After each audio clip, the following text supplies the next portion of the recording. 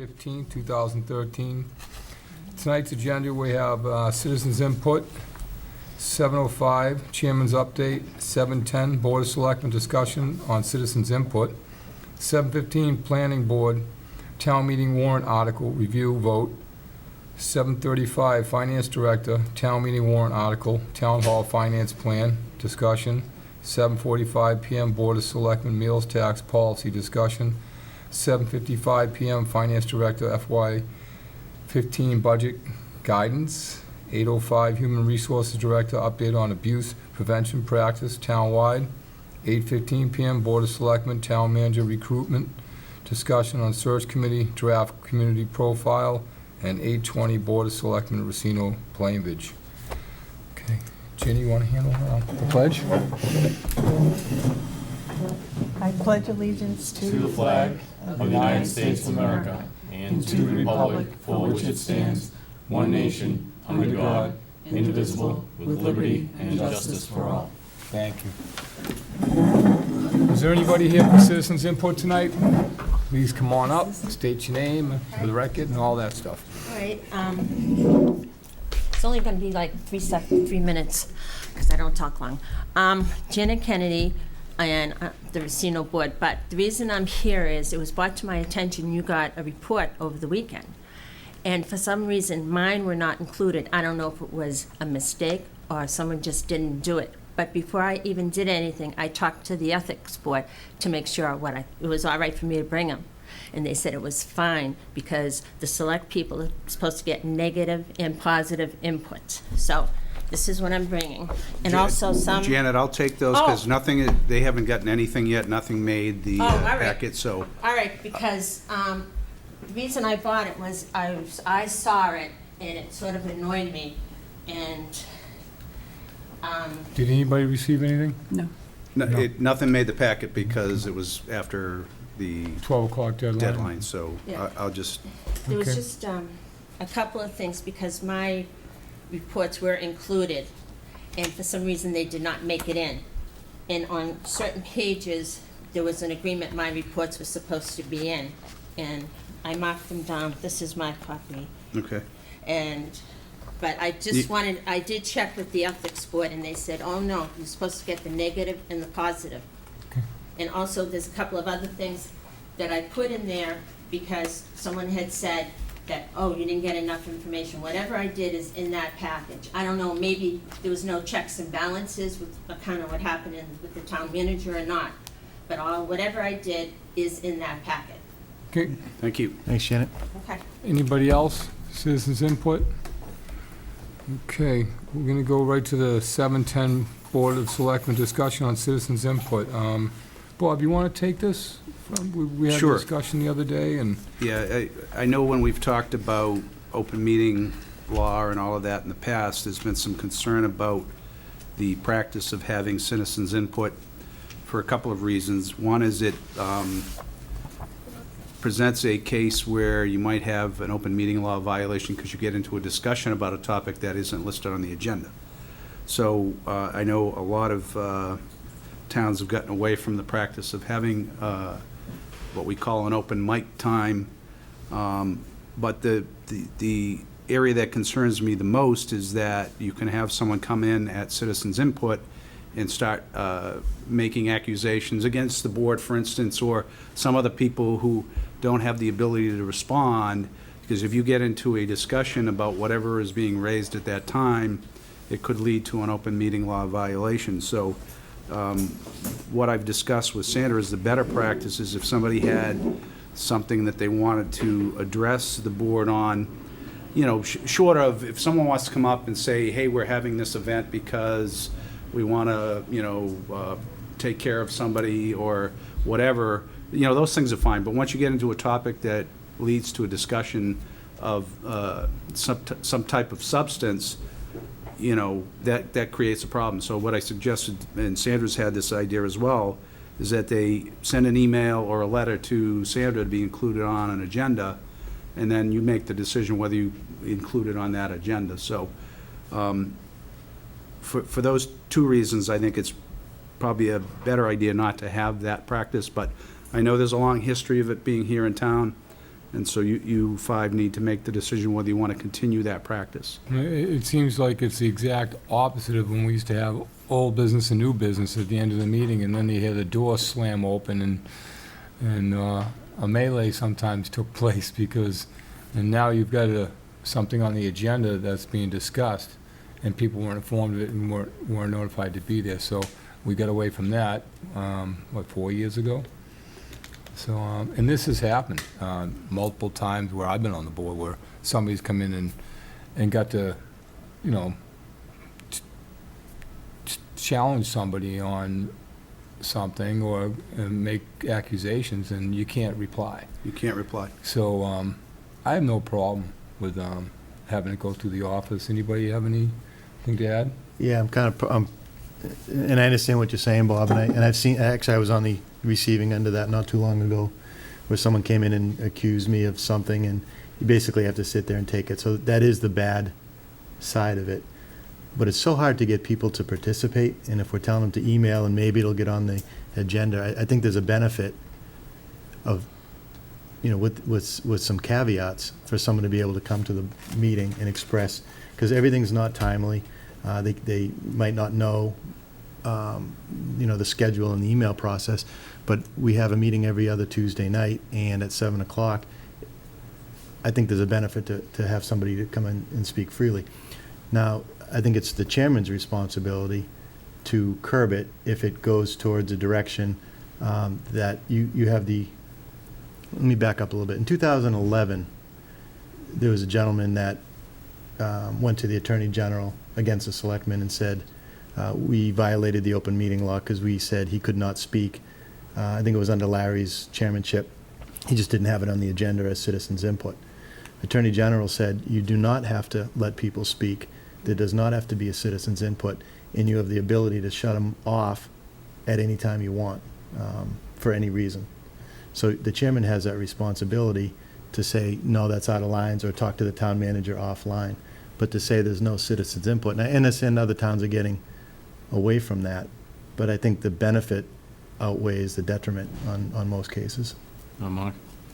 Good. I generally agree with Jim on this one. Citizens' input is a way to bring information, to raise a topic that might be, like you said, might be timely, and to bring grievances. And it's kind of raw, but I think it's I don't know. It's a way for the public to actually meet the selectmen and not have to go through a process. And I think if they were, forced to send an email and possibly wait a month, it could possibly be that long. What's on their mind is no longer current. And actually, I don't mind it. I understand Bob's concern is that if it gets off topic and we begin to have a conversation about it, and it's not on the agenda. But I think we can constrain ourselves enough to let it go and just say, if you want to pursue it further, let's get it on the agenda. We just have to refrain from speaking, other than the chair. And just say, thank you for that input. But I understand it is up to the chairman to say yes or no, period. I don't think. But you're right, sometimes, what happened a few weeks ago, it can get colorful. Yeah. Yeah, Lorraine? It's a tough one. I feel that we do a pretty good job keeping on track as to not engaging, even though sometimes it is colorful. But I think it does have a good purpose. Like, for example, last week when we had the citizens' input on the Sheehan situation, I think that's an example of, now we have an agenda item as follow-up to that. So, I think having that process happen quickly is good for the community. I think we'll have to rely heavily on the chair and the town manager to make sure that we don't start stepping into the open meeting law. Yeah, or you just, you start off Yeah. citizens' input by laying out the ground rules. Yeah. And say, this is for information purposes only, we really can't enter into a discussion on it. If you want to pursue it further, other than just giving us information, we'll do our best to get you on the agenda. Ginny? I like the idea of citizens' input. I think all of us at one time have been on the receiving end of a negative comment. We've also been on the receiving end of positive comments, but I think it's important for the citizens to be able to come up and say something. I also think it's up to the chairman to like put a stop to something if it's getting out of control, excuse me. And then if it warrants to be on, if the issue warrants to be on the agenda, I should think it would take priority on the next meeting, that it would be put on the next meeting's agenda. But I think citizens' input is a good idea. Okay. Well, I don't think we need to even vote on it then, right? Because it's already exists, so we'll just move on, because it's pretty obvious how the board feels, okay? Planning board, anybody from the planning board coming tonight? Does anybody know? Sharon's here. Oh, sorry, Sharon. All right, town meeting warrant article review vote is up here, so I was just expecting one of the sitting members, the elected members.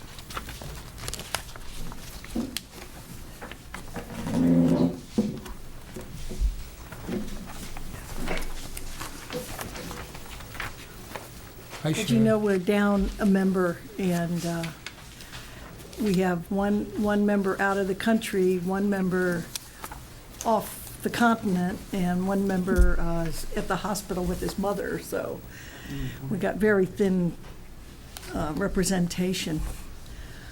First and foremost, the Conservation Commission and the Planning Board are sponsoring Mr. Arendt to come and do a workshop on conservation subdivision design.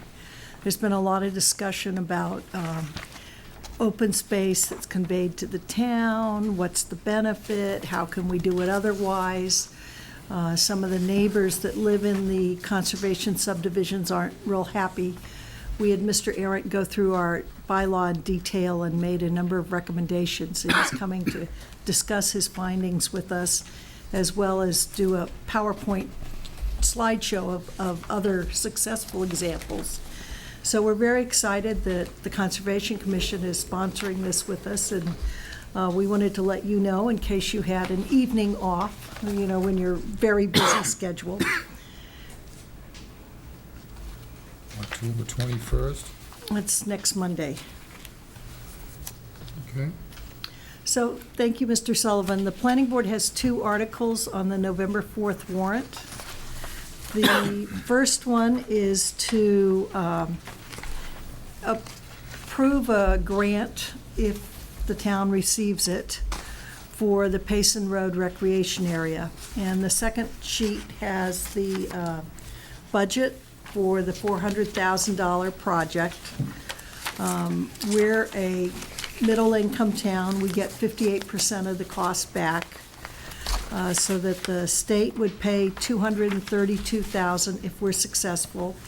The town share would be 0, and the planning board has received monetary donations from various Chestnut Green developers for their contribution to the recreation. And we should have $188,000 within the next 2 weeks. So the net cost to the town would be 0. You can see the budget of what's going to be done, and there's also a quick little plan. The 2 parking lots will have pavement in the driveway areas and handicap parking areas. The path, which presently connects the top lot parking lot to the Ernie George parking lot that's been used as a drive-through, will be returned to a walking path status. Most of the money is going to loam and grade 2 future field areas, one on either side of the new driveway down to the Ernie George and baseball field. The grant does not provide enough money to construct fields. We know from the Turf Sup project how expensive that level of construction is. But it'll clean it up, it'll get it level, it'll get it prepared for future field development in the event that we have additional funds down the road. And most importantly, we'll provide a place for informal play, practices for younger kids, in particular soccer and such, and just green space to run on. You know, everybody's been out there with a 3-year-old and just wants to get rid of the energy. The other item is that we conducted a number of meetings in the neighborhood with folks from the Carl Annan Court area, with neighbors up and down Baker Street, Payson Road, North Street. We invited all the people who live in the Chestnut Green apartments. And what we heard was there isn't enough playground equipment. There's frequently more children than the current amount of equipment will support. So we felt that we needed more equipment. At the time we wrote this in July, we weren't sure what that was.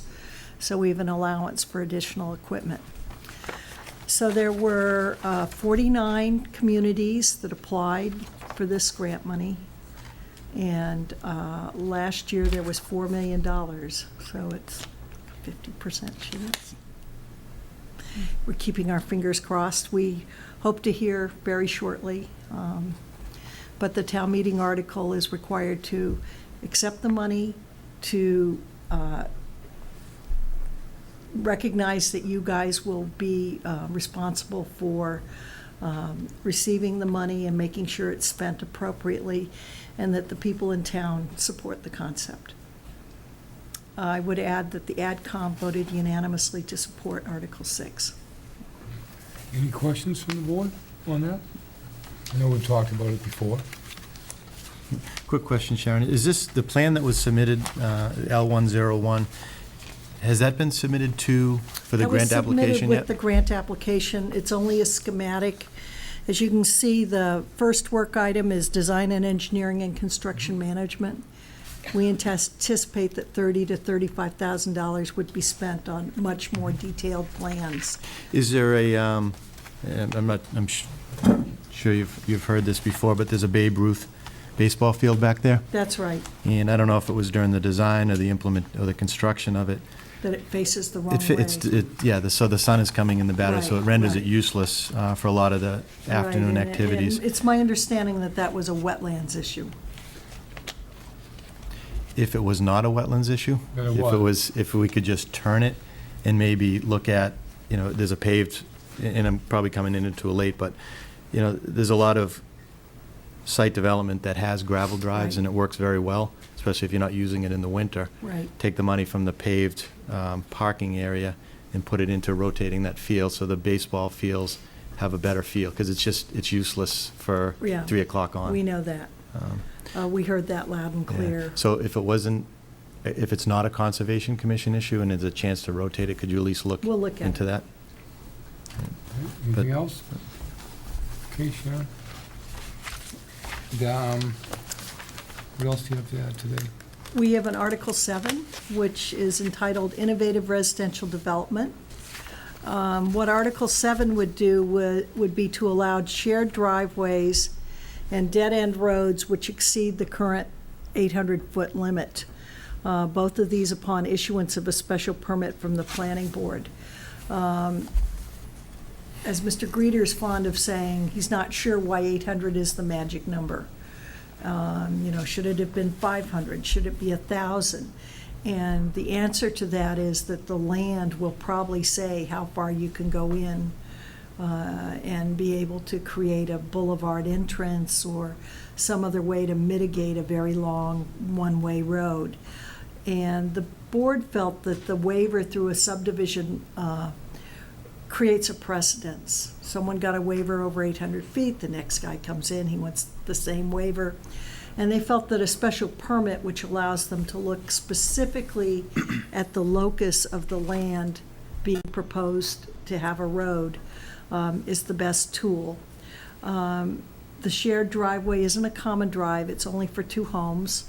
They have to be able to have their legal frontage and be able to put in a driveway and have some reason like ledge or water or steep slopes or site distance or other reason for wanting to move the driveway to one side or another and share their neighbors. And the shared driveway will go through review by the emergency services people. We specifically put in it that the fire department can ask for a hydrant if it's long enough and they feel they need a hydrant at the end.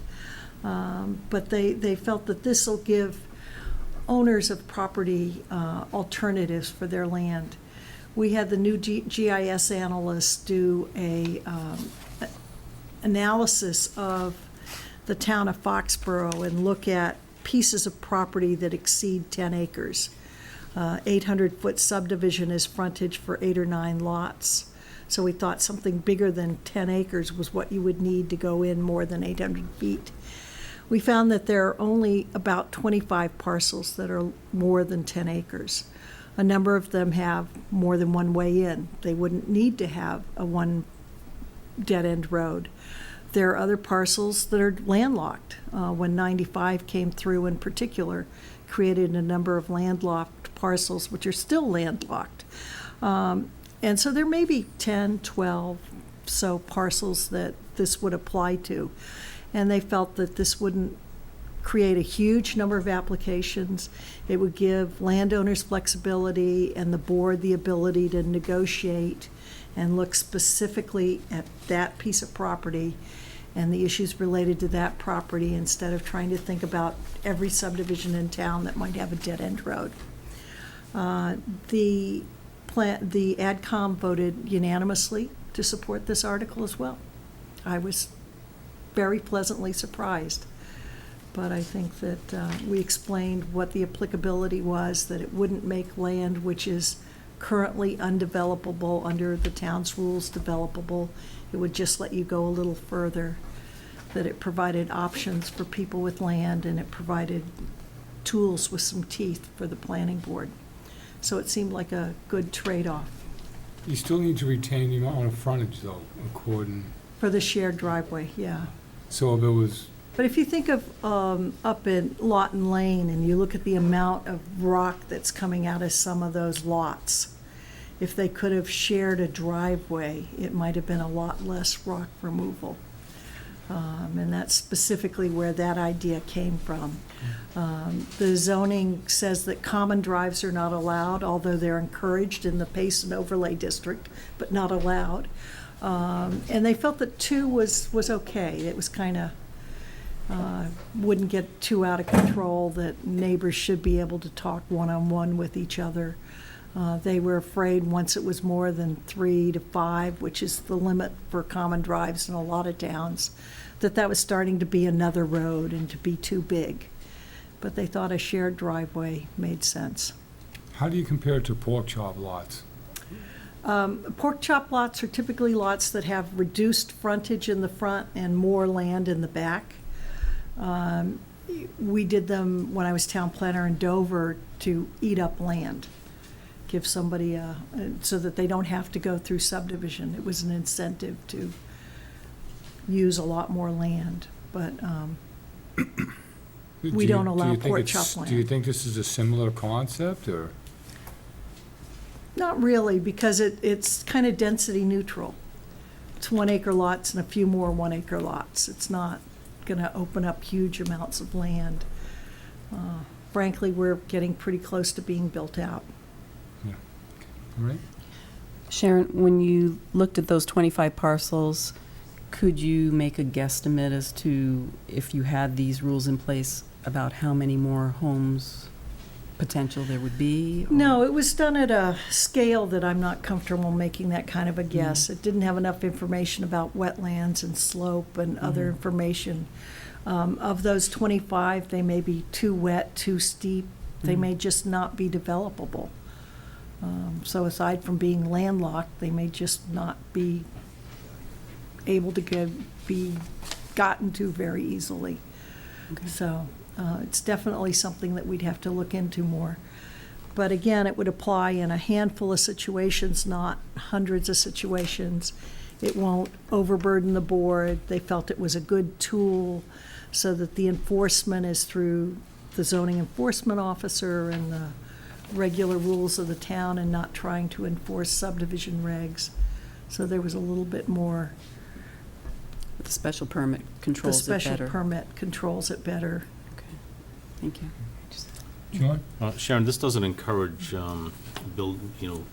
increased density, No, it's still 1 acre lots. and all the Some- setbacks and side setbacks and all that are still the same? All is still the same. Okay. We had an additional section where we tried to get at meeting setbacks that were historic homes, and it's called a build-to line, and then also reduce frontage, and decided that wasn't ready for this town meeting. So we may add a few more things to this down the road, maybe after we hear from Mr. Arndt on Monday. But no, it doesn't. It's density neutral. 1 acre is 1 acre. All set, John? Jeannie? I have a question. Sharon, does this mean that the driveway has to go right on the border? Has to be within an easement if it's all Okay. on the other guy's Okay. land. So it doesn't So restrict there's them to language the... about the easement, recording it, it runs with the property. Mhm. There needs to be a water line within the easement. There Okay. can be a hydrant. If the fire department requires it, it'll have a turnaround at the top, either a turnaround or a T. Mhm. So we tried to anticipate the problems that they might have. Okay, thank you. Jim? Yeah, no, I mean, clearly the low-impact development design criteria outpace our subdivision rules and regs, so you get these imaginary property lines growing through Right. vistas Right. and things you want to preserve, but you can't because of the subdivision. But, so if I couldn't find it clearly in here. I like this, I'm comfortable with it, and there's enough checks and balances, and even, looping the water line back on itself, even though it's extended, so everything makes sense. But I can't find in here, so say if you have a 5-acre parcel, and under the definitive subdivision rules, you can get 5 single-family lots. By doing this, can you get 6? So you have to, it's almost like a cluster development where you have to show definitively you can get the same amount of lots, but it gives you the flexibility to alter the design. No, it'll let the road go a little bit longer and the developer potentially to get a couple more lots. But the trade-off is that someone can do a conventional subdivision and make a fair return on their investment and use their land in an equitable manner. They're not pushed into a 40B or another alternative that may be less desirable to the town. Okay, so there may be a few extra lots There may at be the a end, few but extra lots in there's the- performance guarantees and bonds and that Yeah. stuff that typically you have the And flexibility certainly- working and with the certainly developer. under, from several decades ago, we have some very long dead-end roads in town. Mhm. Fairway Yep. goes quite a distance, well over 5/8 of a mile. Yeah. So if I read this, if Fairway Lane was to be proposed now, like the water line wouldn't dead end at the end, it would have to either go to Faxon on the other side Faxon on the other or loop side back and to loop another back place. to another place. Okay, thank you. Thank you. Okay. So we'll just vote on this later, obviously. We'll take up, Yeah, because I don't think we voted on all of the articles. I think we just individually, voted no. them to move them to AdCom and yeah, accept it, so yeah. when we get further in the agenda, we'll take this up. Thank you very much. Thank you. Shane. Thank you. Okay. Running right on schedule. Town meeting warrant article. Randy, you want to come forward? Mark, that's just a little correction to that. It should have said town hall warrant article Okay. and not town meeting. Okay. So that was just a typographical error.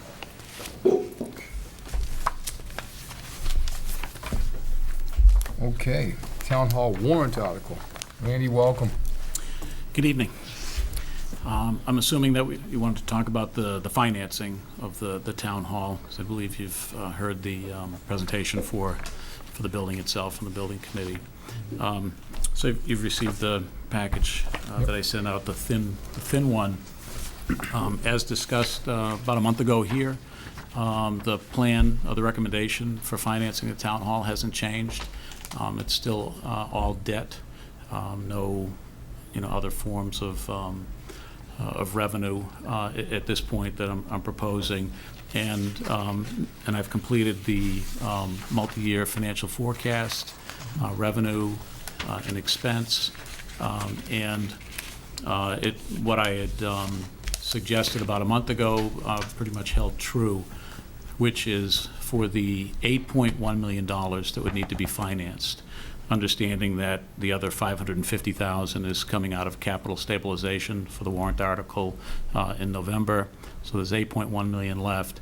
The recommendation is to use included debt for $6.1 million and excluded debt for $2 million. Happy to briefly describe the difference. Included debt is just, there's no vote at the ballot box because it's debt service, principal and interest that's paid within the operating budget, just like any other departmental budget. So there's no increasing of taxes like we do with excluded debt. So 6.1 out of the 8.1 in included debt to fit within the operating budget. And based on the projections that I've given you, I believe that we can do that. And the other $2 million, which is the piece that we can't fit in within the operating budget, we would need a debt exclusion. So that's a vote at the ballot box from the taxpayers. And that's that would be an up to limit. Again, there's a lot that would need to happen before we have a final number. Assuming that the soft cost money for the architectural design plans and bid specs gets voted in November, the plan is to come back to a town meeting with the bids that we would want to accept, with prices. So we would know at that next town meeting, exactly what this project is going to cost us. So the estimate at this point is A1. Could be a little more, could be a little less, but there is a substantial contingency built into the project. It's over $1 million, the bidding environment. Last time we went out, obviously it was very competitive. Hopefully that remains the same. So that's why the $2 million excluded debt is an up to amount. It's not a given. If at the end of the day, we only need $500,000, that's all would borrow. And the thinking in terms of being able to do that is that assuming the project went forward, meaning the soft cost money in November, and then the project is accepted at the town meeting that is presented at and voted at the ballot box, the thinking is we would bond the $6.1 million probably within about 7 or 8 months of that acceptance, because we wouldn't really need all of that. Start to need a big chunk of that money until then. And then as we got deeper into the project, towards about another full 12 months later, we would know whether or not we want to exclude, whether our contingencies are not required, whether or not how much we'd want to borrow the second time around, whether it's $2 million or $1.5 million or $1 million. So 2 different cycles. And the debt service, assuming that cycle, the debt service for the included debt, which is the big piece, wouldn't kick in until fiscal 16. So right now we're in fiscal 14. Come July 1, we'll be in fiscal 15, and then a year from that we're in fiscal 16. And the way that works is that if we borrow in the back half of a fiscal year, we don't have any bond payments until the next fiscal year, which is the way that we try to orchestrate things. And then for the excluded debt, that wouldn't hit until fiscal 17 for the exact same reasons. So the debt service can be managed where it doesn't impact right away. We're well into the project before the debt service hits. I provided quite a bit of information, even in the summary document. I don't know if you've all had a chance to review it, or you just would like me to give you the high points. I'd like you to give me the high points, because there's a lot of numbers here, Randy. Okay, great. And again, I'm talking about the thin document, not the larger document. It's just all of the detail behind all of the financial forecasts. But the thinner document speaks to the town hall financing. So on the first page, you can see the 2 debt amortization schedules, one for the $6.1 million included. And I guess what's important to point out here is that in the included debt financing, in the P&I total payment column, see the number 513,000. So that's the peak. That's the peak of the debt service that needs to be fit within the operating budget. And then from there it goes down. Randy, can I just, Sure. something folks at home might be wondering about. Sure. How, I'm looking at this, just doing a quick calculation, you're roughly going to have P&I expenditures for 21 years of roughly $400,000, just roughly. How is that not going to increase taxes? Because you're doing it within the operating budget. You're doing it within existing revenues that you have. Okay, does something else have to be reduced in the operating budget to accommodate this? No, and that's the purpose of going through the financial forecast. Based on, my detailed review of how revenues are trending, which, revenues have been trending, very nicely, for the town, both on the growth side, the local receipts side, whether it's hotel tax or even the meals tax, payment in lieu of taxes, that's trending up. Motor vehicle excise is trending up. The state aid actually trended up from where we were planning by almost $250,000, and is also anticipated to rebound. And then every time with Proposition 2.5 in fiscal 15, that alone adds over $900,000 in additional tax. And then the new growth, we're actually hitting new growth taxes for new development. We're actually hitting another peak cycle with a variety of different projects across the town, whether it's the build-out of Meditech, which will have a substantial impact, the build-out of whatever may be going on at another one of our plazas in town, some of the big boxes that are being fitted out in town. The residential growth is actually, between condo, duplex, and single home, is actually pretty robust at this point in time. So with the page that I put together to speak specifically to that, John, is page 4 of this smaller package, which looks at, where is this lift in revenue coming from over the course of the next 4 years, including the year that we're in right now. Where is it coming from? So the first column is cumulative, 4 years of growth, and where is it coming from? And then the next column is an average. So you can see the bulk of it is from Prop 2.5 and new growth taxes, and then local receipts, which again have been really strong for us. Okay. John, any more questions? No, the reason I asked that, I want everyone at home who's not looking at this to get a Right. sense that there's, sort of two different approaches, $2 million of which is gonna have to be a debt exclusion, is a smaller share of the funding mechanism. And once again, I asked Randy to come in front of the board tonight to explain this, and I appreciate what you're doing to try and even make it more clear to the people at home that The do two or three watch. folks who are not watching Yeah, Red Sox. exactly. I know, really. What's the score? Anybody know? Oh, God. So, But just to finalize on John's point, I mean, obviously, there are many different moving pieces. The easiest of which to calculate is the biggest piece, which is the Prop 2.5 taxes, because that's formulaic. The local receipts, though, that piece has over 50 lines to it. And, I track, as you see in the detail package, I track that right down at the line level, go back multi-years and go ahead multi-years. And, even though we may not hit every line exactly, we have been ahead every year of what I've forecast. So I try not to forecast where we're going to be under. I try to forecast where we would beat the forecast. But there's a lot of moving parts. I won't hit everyone exactly, but to use an old-fashioned term, between the jigs and the reels, I believe the revenue forecast should hold up nicely. And then on the expense side, which is the other piece, which is really a pleasant new development because of the, in particular, the health insurance changes and some other cost containment, contracts being settled recently, the larger ones, that can fit within, our resources.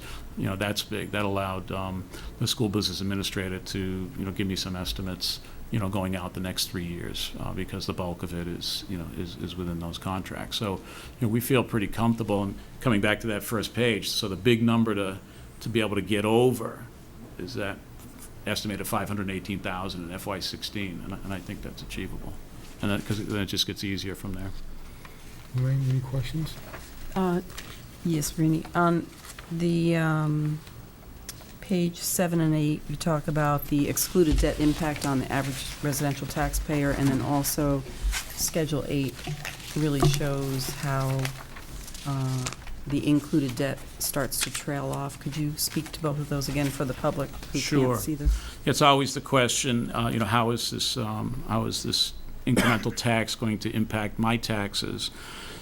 So using the same assumptions we use to answer this question, we can calculate within a pretty close range, what that answer is. And in this case here, the estimated cost to the average residential taxpayer, which is based on last year's values, that would be a home value of about $376,000. That'll change probably in about a month, but that's the value last year.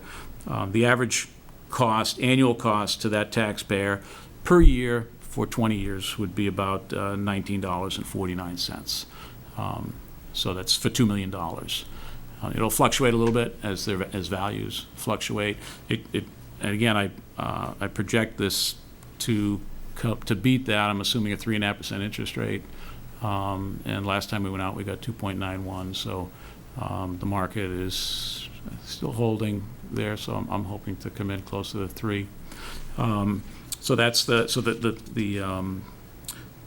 total cost over the life of the project, for the average residential taxpayer would be about $390, and that's, if they itemize, that's before itemizing, and of course, if there's still a split tax rate would, could reduce that as well. Over 20 years. Over 20 years, yeah. Because we went back on that 0.5% this year.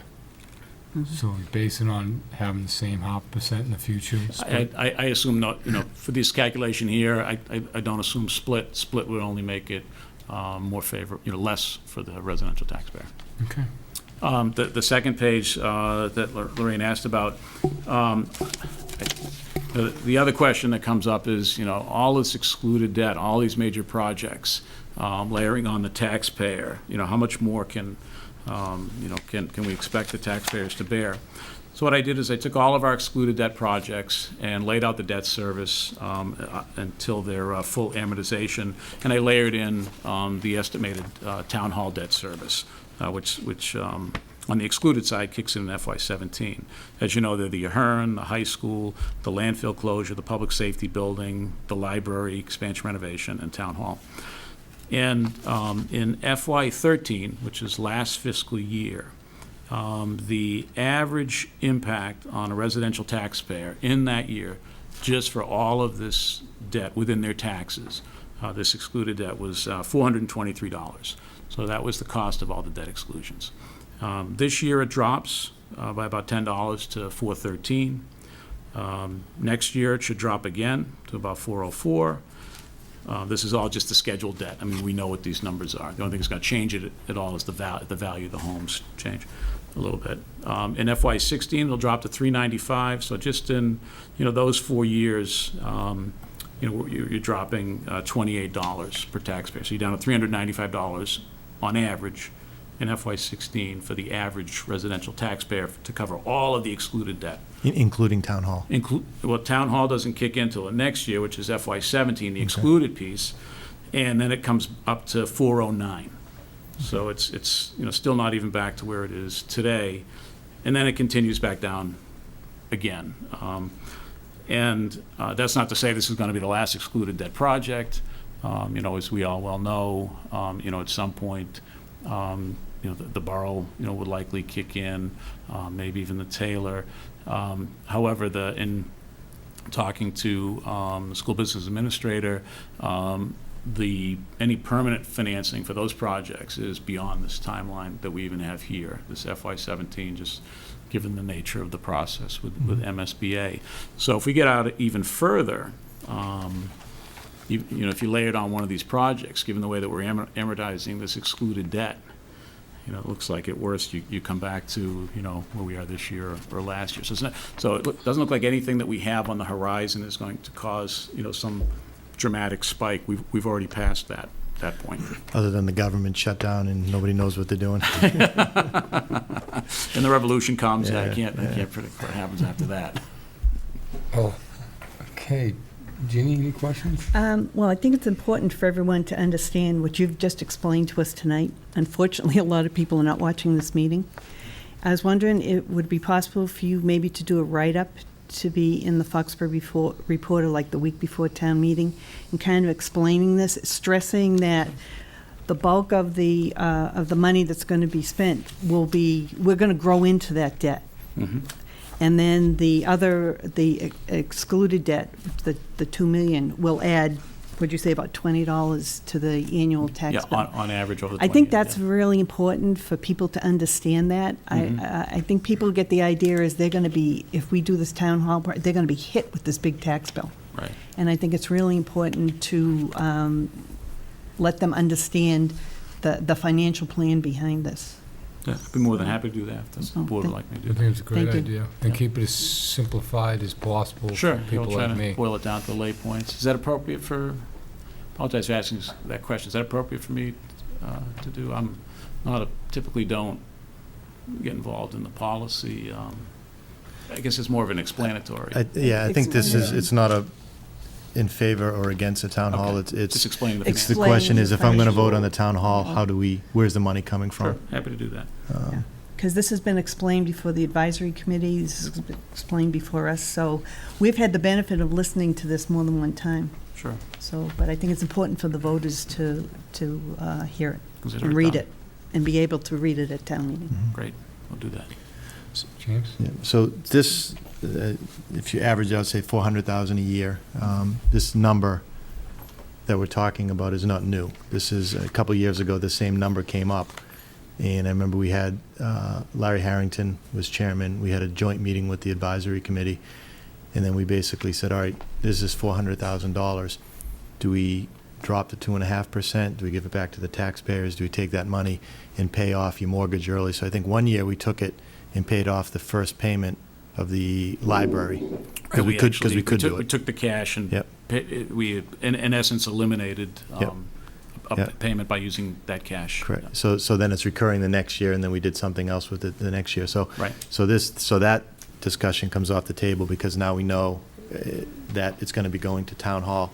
It's not Right. going to be more, and it's not going to be less. It's within that range. Right. So, again, because I keep hearing, where did all this money come from? All of a sudden, we have it when we want something. We didn't have it before, but this money has been in the operating budget, and Yeah, it it's, fluctuates up and down a little bit. Yeah, it's a great point. Yeah, the last, how quickly everybody, forgets, myself included sometimes, over the last 2 years, as Jim, you pointed out, we balanced, the FY13 and the FY14 budgets within each case not necessarily needing to levy to the limit by over 400,000 each time.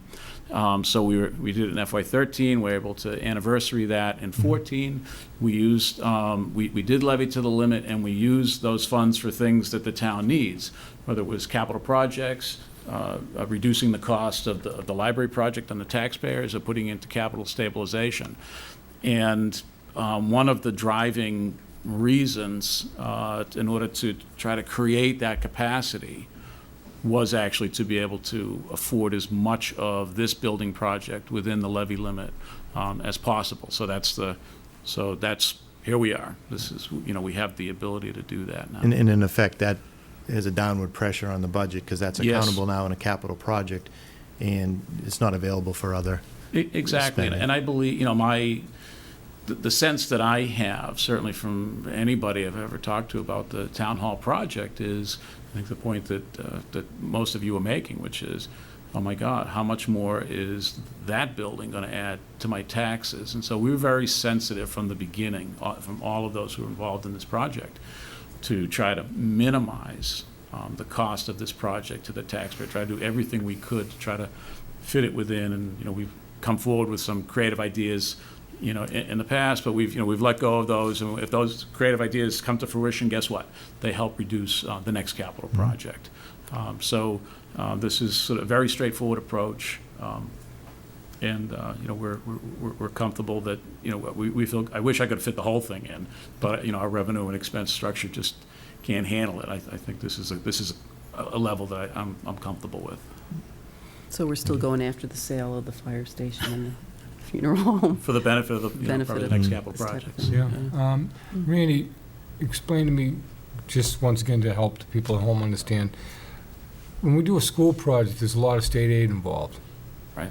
How come when you do a town hall, there's not?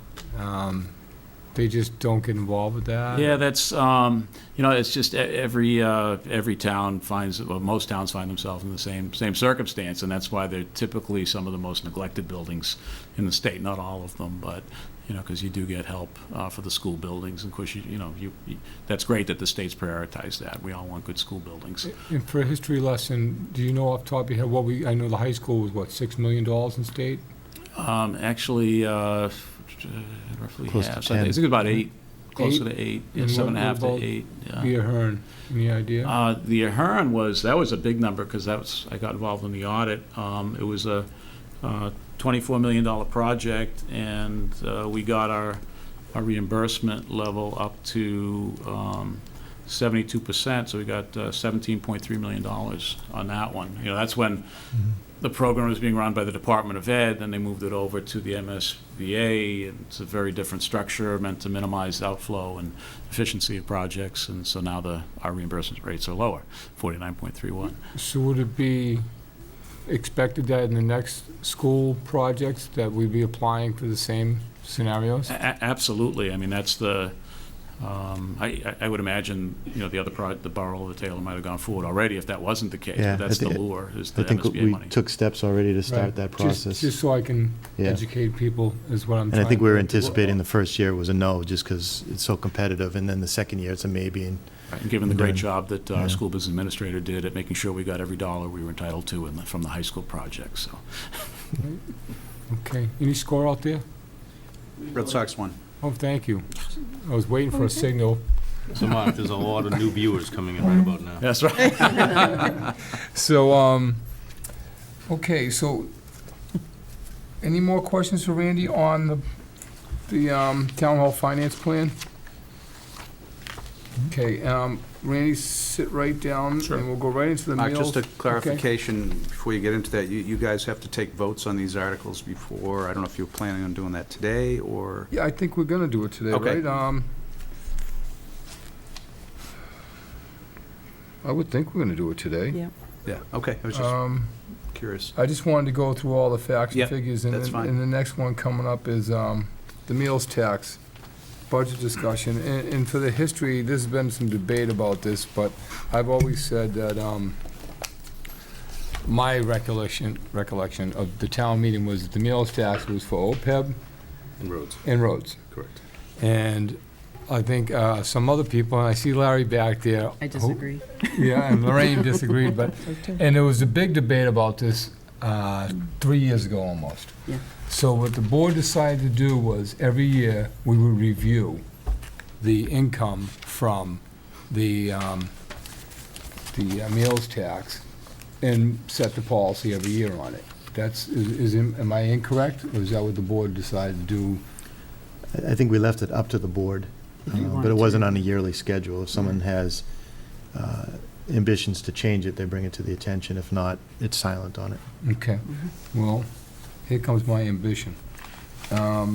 Randy, can you give us, the public, we already have the numbers, an update on the meals tax revenue from this year? Sure. Actually, for the board, just to make it easy to follow along, if you turn on the detailed document, if you turn to page 8, on the bottom half of that page, it says actual and estimated meals tax revenues and uses. So what you can see there is in our first year, our partial year, FY12, we collected just under $667,000. Last year, we collected just under $819,000. Out of all of that, we put $700,000 towards OPEB, $300,000 and $400,000 respectively. We put $175,000 into roads. And again, because we were ramping, we weren't sure how these revenues were going to pan out, and we didn't want to overcommit. And we wanted to see that the revenues were going to anniversary. So as a result, we have currently right now just over $610,000 of meals tax revenues that are, sitting within our free cash funds, but I've got them, clearly identified. That's what I report to you pretty much in this format every quarter as per your policy, so you know exactly how much has come in, exactly what's been appropriated, and exactly what's left. So this is left, and it's left to be appropriated for whatever meets the board's policy directive. In FY14, you can see we're looking for continued increase, about $843,000, and we've already committed at the annual town meeting $500,000 to OPEB. Going up the ladder, they're trying to go $100,000 more every year, and another $295,000 for roads. And if our forecast comes in correctly on the revenue side, there'd be another $48,500 that would be available, but that's a year from now after free cash is certified. So we've got between $610,000 and $660,000 roughly, for the board to make a recommendation at whatever timetable suits your purposes. And how's the OPEB funding going? Is it going very well? We're catching up, or? Yeah, well, it's. Well, I got another way to ask that question, if you don't mind. Go ahead. Gotcha. What's our current OPEB balance, and how many years at this rate will it take to fund that completely? We would. If we count that high. Yeah, we would need to continue to make this kind of progress, and it will take us the full 30-year amortization schedule to get there. The current liability is, as last calculated 2 years ago, is 52 million. It's down 10 million. We're up for having it recalculated again. I believe it will go down based on some of the changes that we've done with the plan. The Obamacare provisions, which add some expense, have already been included. The new life expectancy expansion, the new mortality tables have already been factored in. So the thing that'll drive it most next time are the changes that we've made, which are pretty good. So I can't put a number on that. But the other big thing that is pending, I was actually hoping was going to pass with this last legislative cycle, is this recommendation that came out of this this panel that the governor had formed to recommend benefit reform change on the health retiree health benefits. And in essence, in a nutshell, to boil it down, they recommended that they move retiree health benefits only be given to those that have 20 years of service or more, with some limited grandfathering. If that were to happen, which Representative Barrows tells me that's still up for debate this legislative session, maybe combined with some other things like pension reform, that would cut our OPEB liability by another third. If that happens, I'm expecting there'll be some give and take, and so maybe it will get cut by 25%. But so there are some things that are changing to reduce the liability. But that doesn't mean we need to take our foot off the gas here on our funding. We need to continue to increase our funding schedule.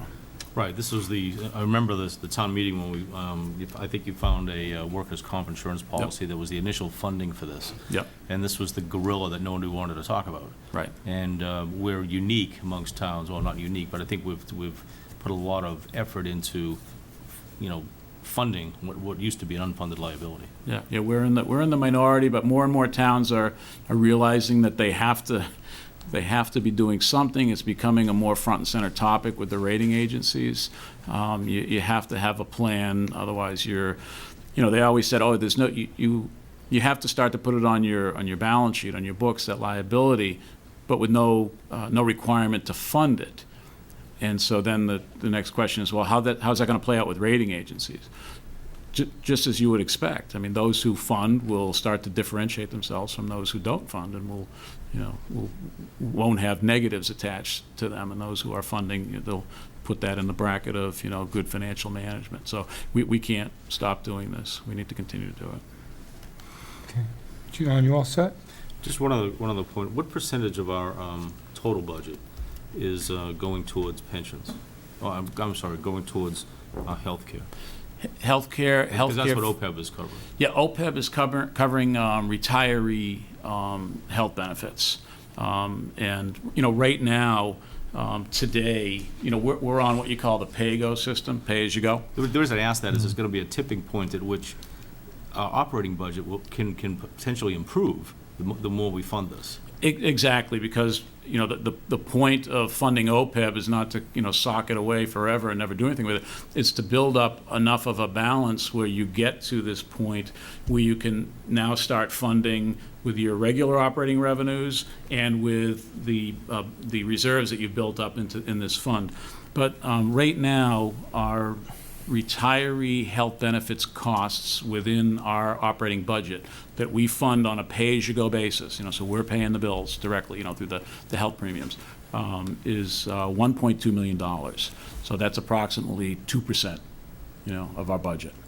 So, you know, at this point, it's, you know, we're managing, and that's why we can afford to sock away without having to feel like we need to divert from that at this point. We're early on. You know, I would think we need to get to a pretty healthy number, you know, a 8-digit number before we would consider drawing against the reserve. But the good news is that, let's say, it's an option that you have if things really go south with the economy, pretty much on the state aid, and we have a, you know, multi-million-dollar hit that we just can't absorb, and the policy objectives to maintain services. Well, it's a way to, you know, it's always a way to fund some of the health insurance. I wouldn't recommend it unless it was a, you know, worst case scenario at this stage. All set, John? All set. Lorraine? So potentially, well, as I remember that town meeting, we had discussed using meals taxes for one-time expenses only, never for the operating budget. Correct. And so right now, you're saying that there's $610,000 that has not been appropriated from meals tax to date. Correct. So that could potentially be used for a one-time purpose, whether it be, Well, currently, right now, the way that the board's policy is, I know I'm not saying anything you don't know, but the way the board's policy is right now, it's either OPEB or roads. If it's anything different, then the board would have to vote if the change board was policy. to vote to change that, Yeah. it could potentially be used for some other capital project. Yeah, to reduce the cost of a capital project. If One the time. board if the board decided to do that. And you wouldn't look at this type of money for, you know, funding a project over a period of time. It'd be like a one-time Yeah, one time, blast. just like we did with the $405,000, I think it is, that we put towards the library project. You know, right. cash right into that project, which meant we borrowed less by Okay. $405,000. Right. Thank you. Sure. Ginny? So we don't have to use up the money this year, this balance to be appropriated. Can No. this be carried on to, Yes, and I will continue to report out to you quarterly, so we'll never lose sight of it. We'll always know it's there. You know, this schedule here is specifically meant to break down free cash to, well, in the prior page, you know, to what's been generated and the component that is earmarked for, from meals tax, which the board's policy is to not spend on the operating budget, and, you know, I will guard that as long as I'm here. Yeah, this operating budget was never discussed as an option, No. so. no. Or we could like divide it up and go, okay, just divide up what's not appropriated, half goes to roads and half goes to OPEB. Sure. We can do whatever. Whatever the board's pleasure is, yeah. All set, Ginny? Mhm. James? Thank you. All set? Okay, so, reason I put this on here tonight is, does anybody have the flavor of putting that 600 and change towards the town hall project? Because that's exactly what I had in mind. I lived when I think I was the chairman of AdCom, I may have been. You were. When Randy made a very compelling case that unless we began to address this, it would get to the point where we wouldn't be able to handle it. He had some initial funding sources. I was originally against the meals tax, and As was I. but I actually came to grips with it when we actually had a mechanism to handle this gorilla. I think we all promised ourselves, everyone that was around at the time, to say, and we won't deviate from that plan. And it's so easy to go, we found some money, and we can deviate from the plan. And I wouldn't suggest that we do that. I think we're on a good path. We're making progress, and it would be so tempting just to take that money and use it for something else. I've also been outspoken on thinking that the future of the meals tax will be taken and grabbed by the state as income and then dispersed like lottery funds amongst all the municipalities, because a lot of people don't have that opportunity to have the meals I've tax. heard that tested. You know, so I don't know if there's any news on that. I haven't heard anything on that. You know, I've people in other towns that don't have restaurants say, you know, well, we don't have any income, we have no other, the meals tax, hotel tax doesn't help a lot of towns in the Commonwealth, but that's, so I've heard some talk, you know, amongst some senators saying that maybe down the road this is gonna be something that they're gonna pool and divide more equally. But that hasn't happened in 3 years now. So I'm not really, I was kind of thinking right out of the gate they were going to do it. And that's why, another reason I was opposed to it. So at this point in time, I'm thinking, you know what? There's another way. It's being funded. I've always been open to every year discussing this.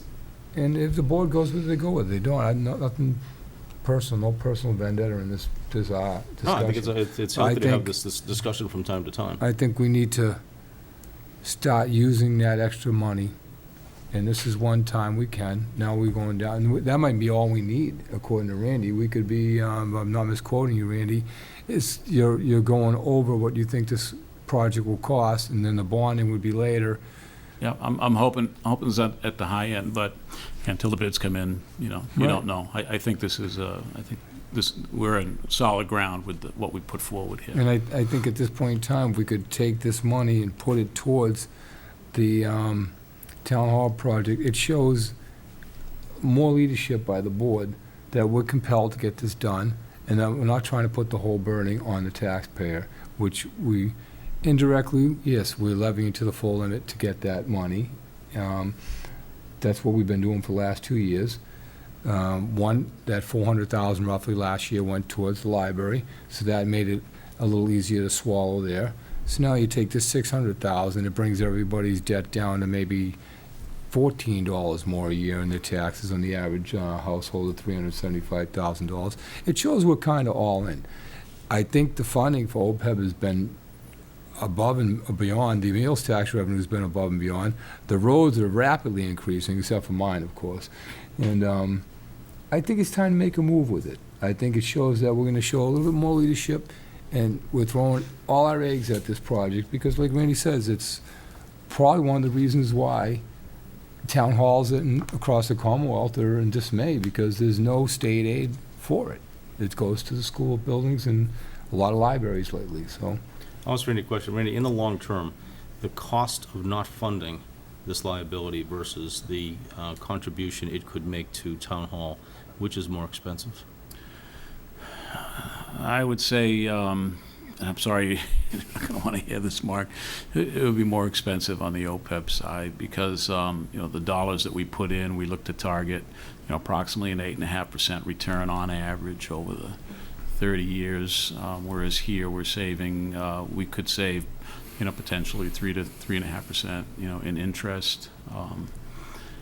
You know, I fully appreciate what Mark's saying, but to answer that question, you know, we would get a bigger bang over the long term from OPEB, assuming that the markets don't crash for the next 20 years. With that theory, that would be that would lessen the impact on the taxpayer over the longer term. Absolutely. You know, that's a good point. Yeah. It's a real good point. So, well, let's do something with the 600,000. Let's not leave it there. Let's put it towards the OPEB or put it towards town hall.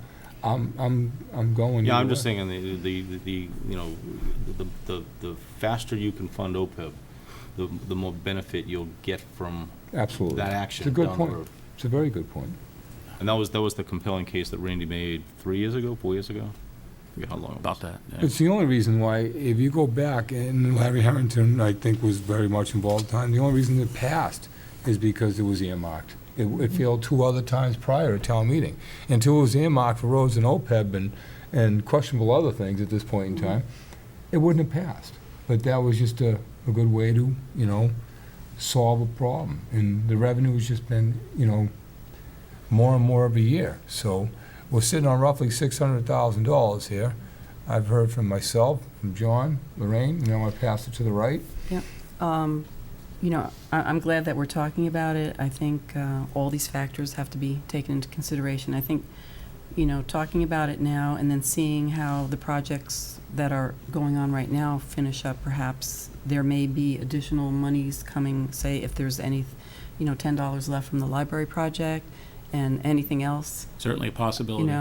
out there, that as we start to identify these little chunks of money here and there, perhaps by the time we get those final bids, there may not be a $600,000 gap that right today we're looking Right. at. So, I'm glad that we're talking about it, and I think we take all these things into consideration. I continue to work with the Town Asset Review Committee to try and keep, assets that we're working on to sell, to identify more potential sources there. And then, we talk about this as we get closer to the annual town meeting, when we have a solid number in front of us. We'll see really all the puzzle pieces will be there for us. Okay, good discussion. Ginny?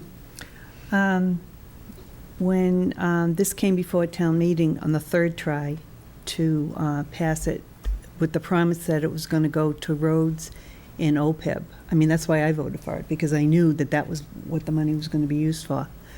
I'm very reluctant to use the money for anything other than that. However, at this point, we don't, like Randy says, we don't have to appropriate it this year. We can wait down the road to appropriate it.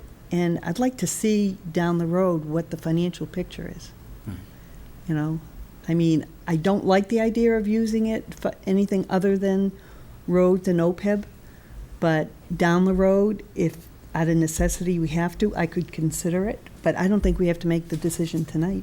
So I think, Lorraine, you bring up a good point, because let's say the bids come in and we need $600,000 or $700,000, we don't need a debt exclusion. I think the board might be steered that way. I mean, because then there's no interest down the road, but, we'll see what I think it's a good point to hold off on it. Yeah, I think you have to be very careful of the promises that are made to the taxpayers. I mean, with the vote of town meeting, it was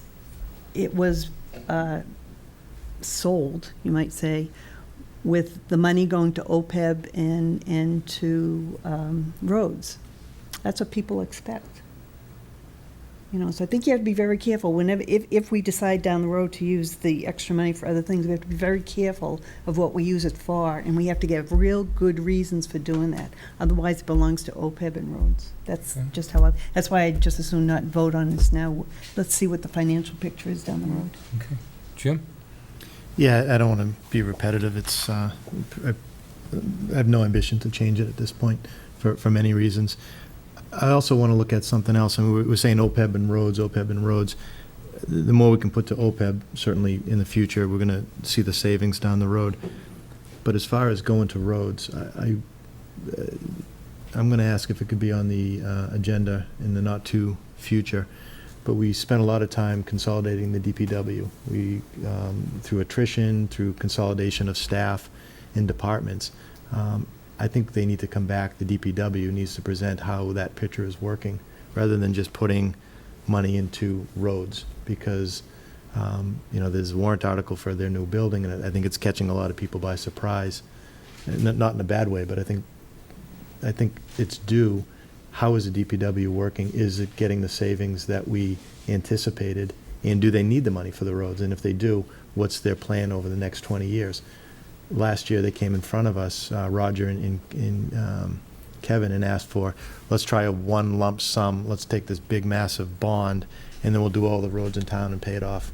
And that went over like a lead balloon. But I think it's time that we find out how the DPW is working, and the DPW meaning water, sewer, roads, all that infrastructure, before we say, okay, maybe we need more than what's going to OPEB into the roads for a good reason, or maybe we need less. But I'd rather focus on that before we start changing. If we just, because we have a 5-year forecasted financial plan, and then 3 years into it, we get a little extra money, we want to spend it on something else. I'd rather be cautious. Keep at least, the very best, leave it in the account right now, before we spend it, but figure out that the roads, I think we have good understanding of OPEB. I think we have this board has a very not in-depth understanding of roads right now. Okay. Now, who would be making that report to the Board of Selectmen? Roger Hill people or Randy? Is that something you're involved with, the analysis of then and now?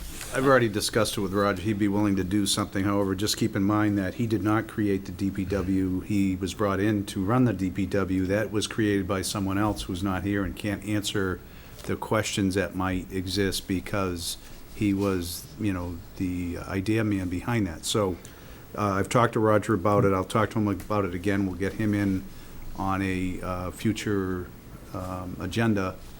And he's willing to address it, but just keep in mind that he was not the creator of the Yeah, concept. and I didn't want to brush that he's doing anything wrong, Yeah. but I do remember when we consolidated it, there was a two-step process. The first one was get it to town meeting, and then revisit it in a year. And we haven't revisited, and granted, the town manager left, Roger's come in, but as a department head that's running it, he should be able to pull back the projections that were done before he came, look at his budget, and maybe, maybe that's a good thing, because what he walked into, maybe it wasn't right. It's the ability to change it now. Mhm. But I think he is a person that needs to put it all together for us. We'll get him back in.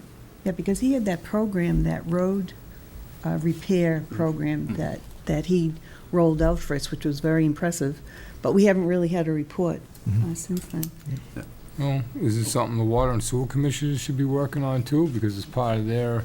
He would be the one because he is the commissioner for water and sewer and the highway department. So that's what the In Tree DPW and is. Park, Yeah. yeah. and Tree and Park? Okay. So he would be the one to address So that. you'll put that on the agenda in the future? Or Yep. just give him a little bump because we're... No, he's already been working on it because he heard that from you At the at a CIP prior meeting, meeting. Yes. yeah. Yep. Okay.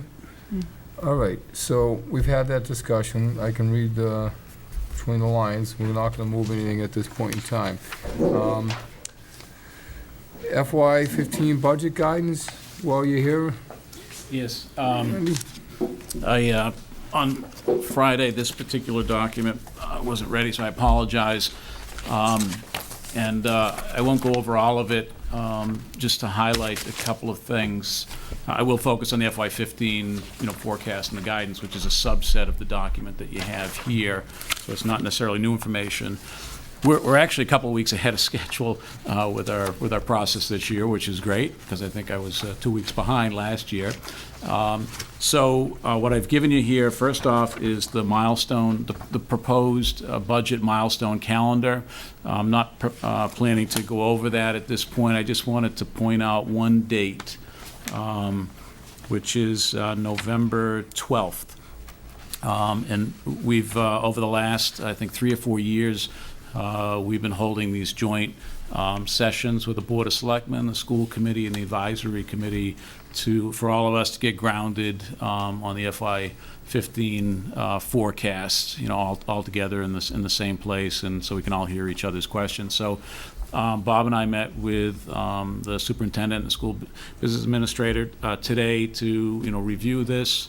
The four of us are all in agreement with these dates. On the flip side is proposed advisory committee schedule, which I haven't given to the Chairman DeFazio yet to consider there. But so I just wanted to bring up the date of November 12th and see if that's a date that could work for this board, because then the superintendent would have to coordinate with the school committee and then would have to coordinate with the advisory committee as well. I've tentatively put that on the agenda for that evening. We have some other, it's going to be a busy meeting, but Sandra said that she would include that if it was the will of the board. Okay, great. So we'll boil it up to the salient high points, so not expecting it to be a lengthy meeting. And again, in that meeting, we can also, by that time, you'll have had a chance to take a look at the milestones, and if there's any feedback, on the milestones prior to that, or at that meeting, we can take them then. We'll be early enough into the process where we can do that. If you want to flip to the executive summary for the estimated general fund operating revenues. So this is typically what leads into the discussion of guidance, towards how to approach the budget for this year. So in essence, in FY15, what I'm seeing at this point in comparison to where our current year's revenue forecast is lining up is an increment of about $2.5 million. The bulk of that is coming from Prop 2.5, the $920,000 increase, new growth estimate of about $802,000. And again, new growth taxes, that's not a number I pull out of the air. I sit down with the building commissioner and the chief assessor, and we gather all the information that we have about development that's going on in the town, and then we translate that into potentially increased value, and to get to that number. So as you can see, we seem to be on a little bit of an uptick because of some larger projects that are finally coming to fruition. To put that in perspective, that 802,000 new growth estimate for next year, this year's new growth is going to be right around like $500,000. So it's a nice uptick. The state aid, as you can see, pretty conservative, almost flat, $41,000 increase. The FY14 column includes the final numbers that the state came out with, which was $225,000 higher than what we budgeted. So even with that, I'm assuming relatively flat, a 0.5% increase, although in discussions that Bob and I had with Representative Barrows, even though it's really early, we're trying to get a sense for, is he optimistic at this point that, there might be expansion in local aid, and, he didn't think it was going to go backwards. He thought it should go forwards. Local receipts, again, that's where we're also seeing some nice growth. 687,000 is the projection here. Increased funding from local receipts, and that includes the increment of $100,000 more towards OPEB. So it's really 587 incremental for the operating budgets, and again, that's because the major lines that we have that I discussed before, the excises, payment in lieu of taxes, those are growing nicely, and then also with the new development that's happening in our town, the building permit fees are also increasing as well.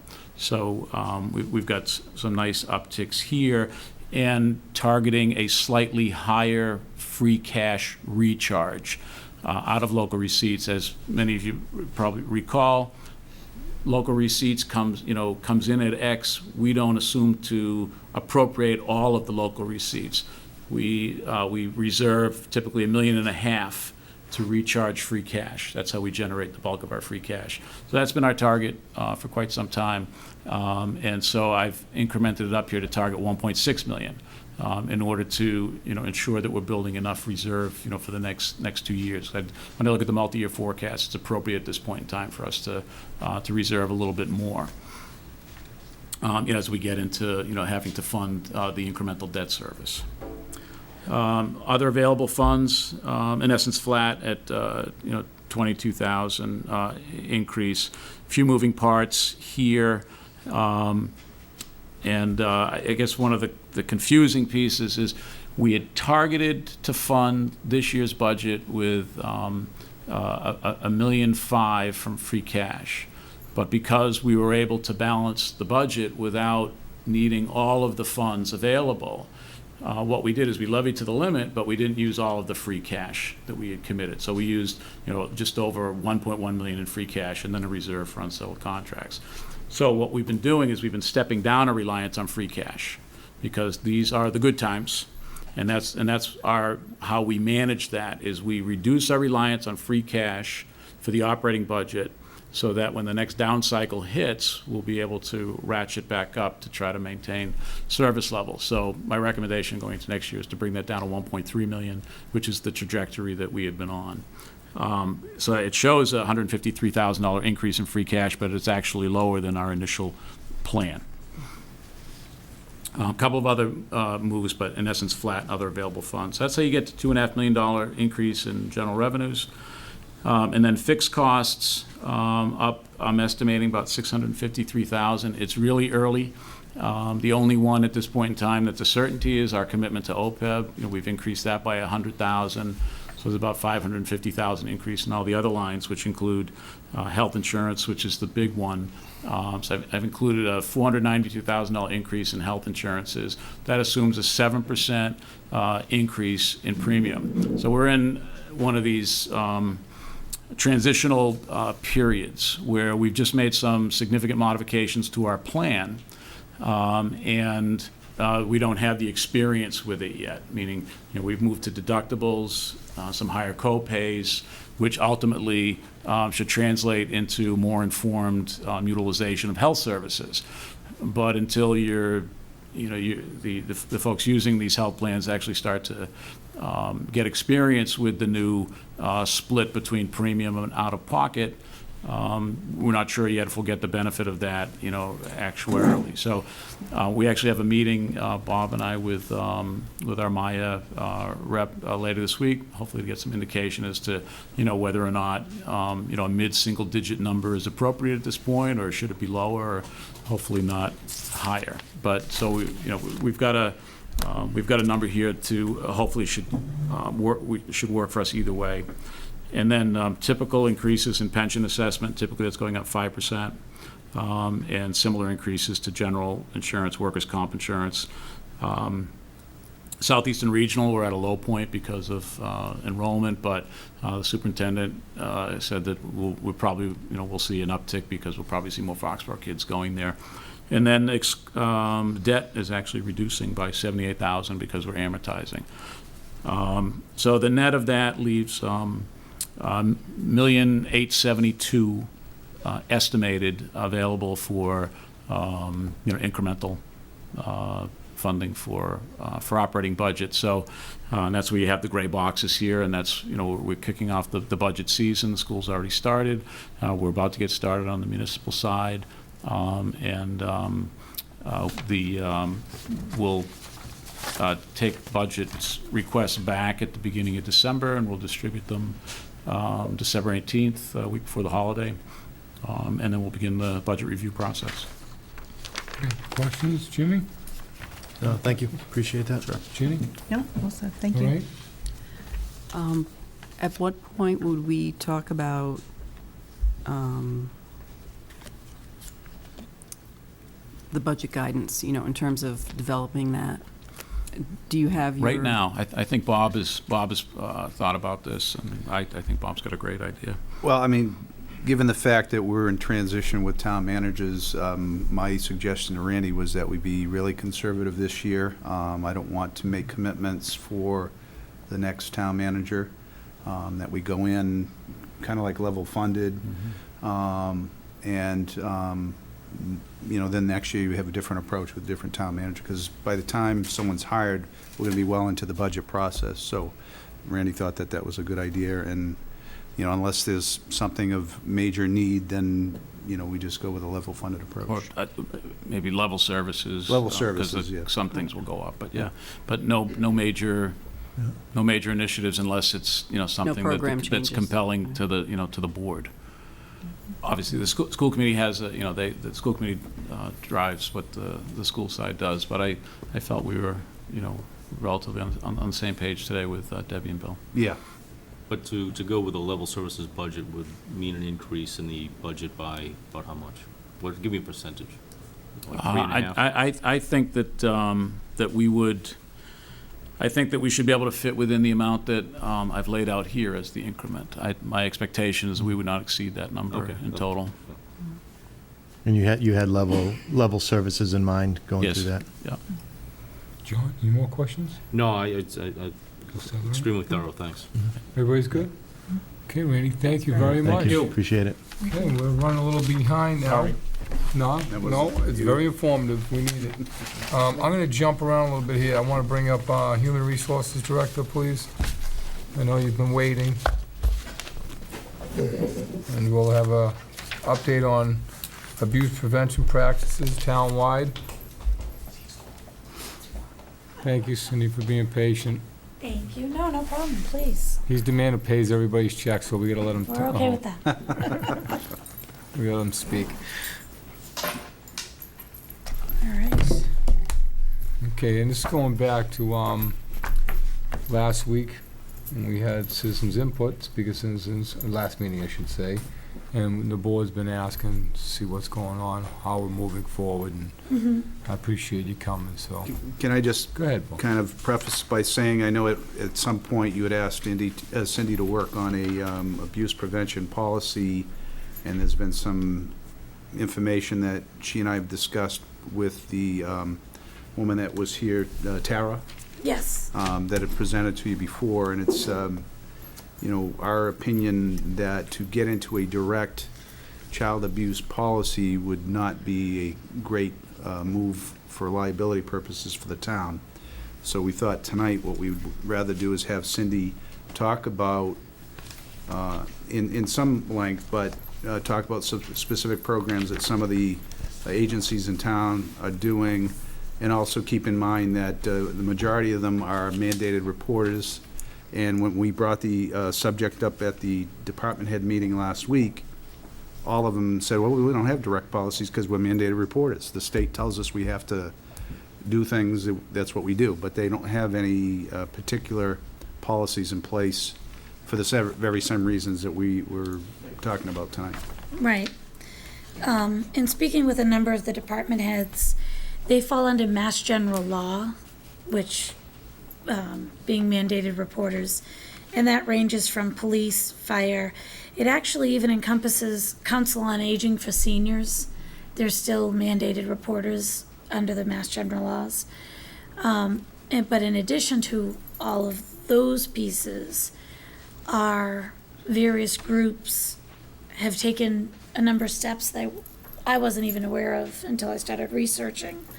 I know police, they have offered, Ed has been getting the youth group leaders together to do some training programs, athletic coaches, extracurricular for children, things of that nature. Recreation is presently doing the Mass Kids Prevention Summit, which is above and beyond really what's required, but just keeping themselves current, making sure they're being inclusive and covering different areas within the town.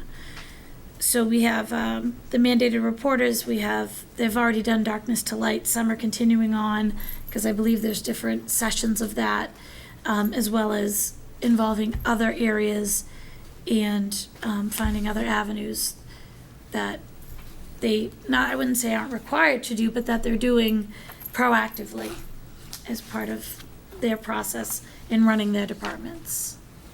And if you recall that it was suggested probably about a year ago that the town employees also participate in the Darkness to Light program. Yeah. I know the majority of employees, at least at Town Hall, have done that. Right. I don't know what other departments have done it, but the There was a number of, I think total head count, it was a good number from Town Hall and Recreation, Council on Aging, Police.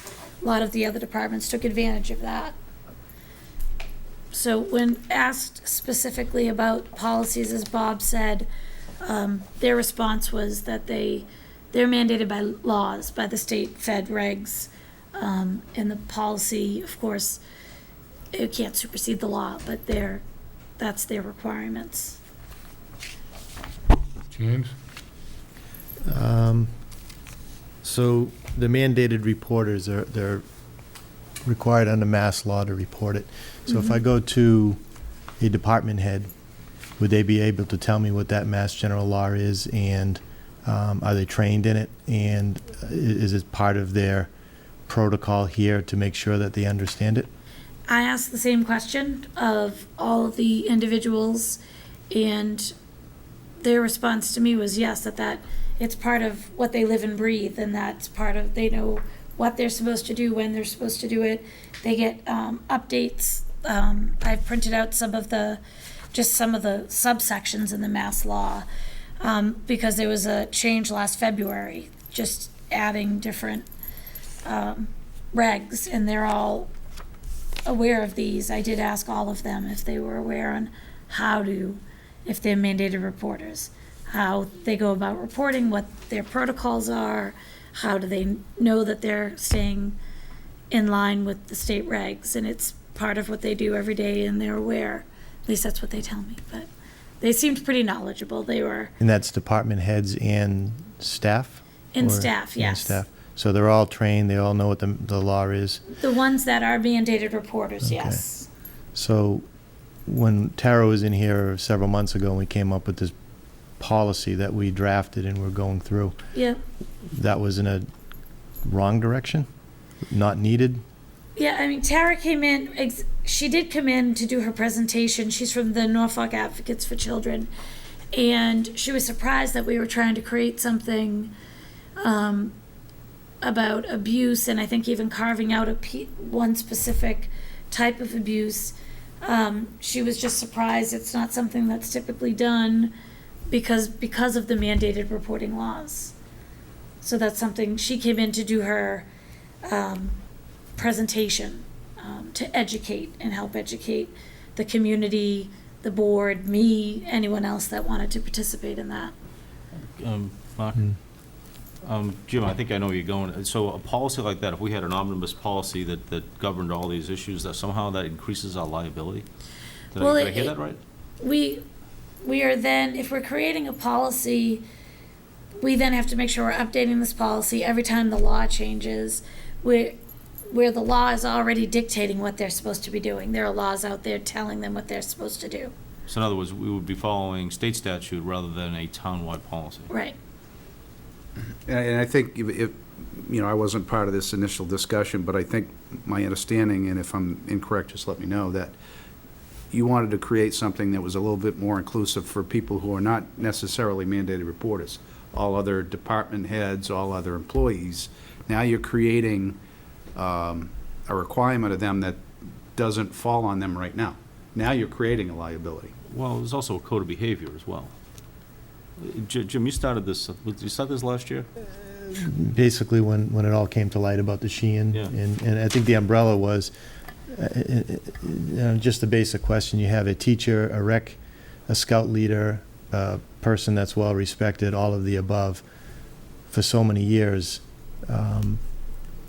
doing this, and nobody reported it, nobody knew, left hand wasn't talking to the right hand, so we went in this direction. Right. And, I understand that the more policies you have, there's a liability if somebody doesn't follow it.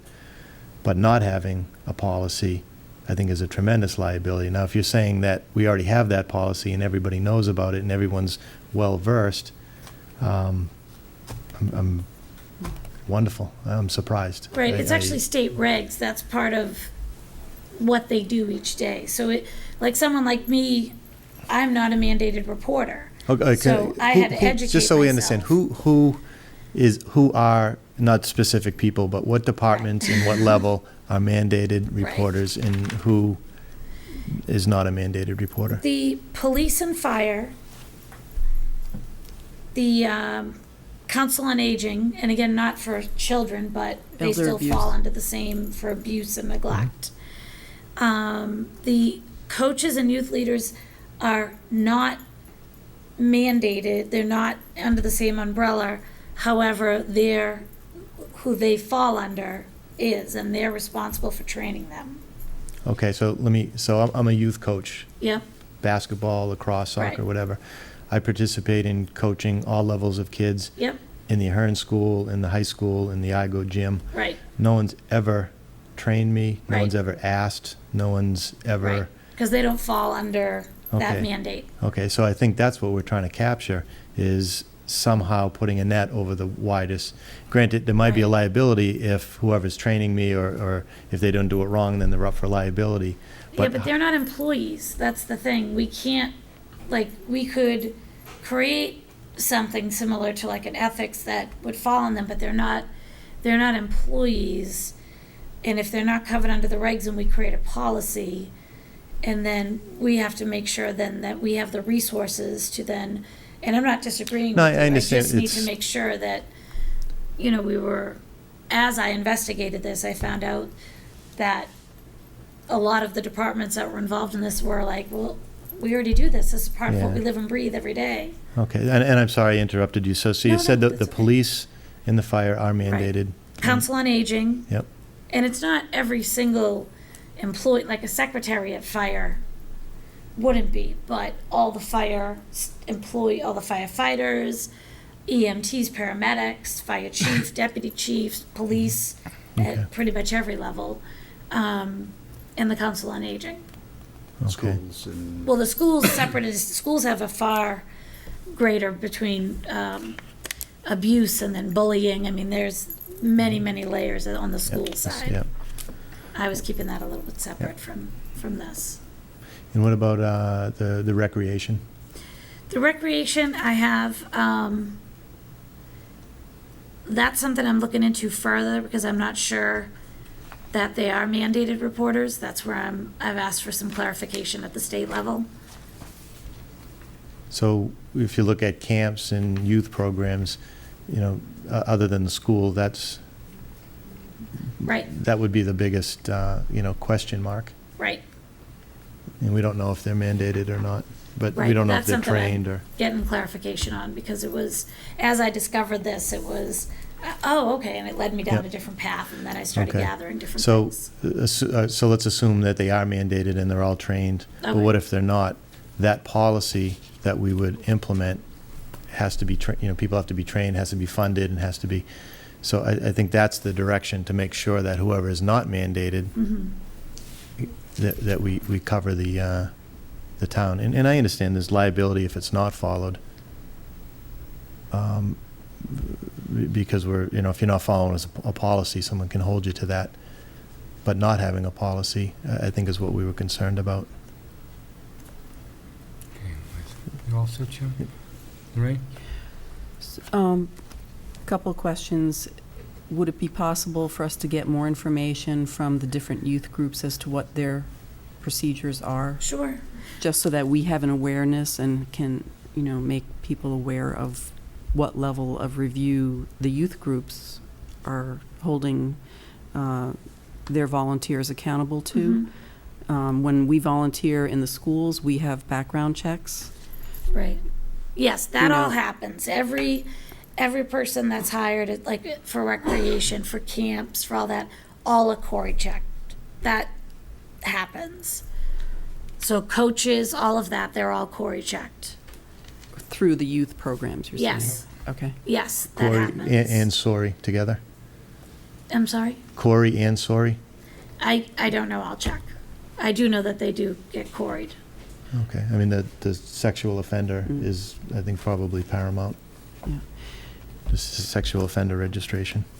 The other thing is, again, typically, each state's law is different, but, in healthcare, my experience has been, if Mhm. you have the opportunity to be working closely with children, you will typically, under that state, fall into the category of mandated reporter. So Mhm. I would view that our recreation department is certainly in that category and would want to make sure we have a written policy for child abuse reporting to make sure that everyone sees this is the procedure you follow, this is the form, 51A, that you have to Mhm. file Right, for whatever type of abuse or neglect, not just sexual, but right. all types of All abuse. types of And, abuse. and to have an understanding of how do we train, people about that and document that. But then also, I think, as we have summer camps and have younger children involved in being counselors, I'd like to understand more, have us learn more how that's actually handled Sure. from an education standpoint. Sure. All set, Ray? Mhm. Ginny? Yeah, it's not the state mandated entities that we're concerned about. I think it's the people that fall under that we don't have a policy yet.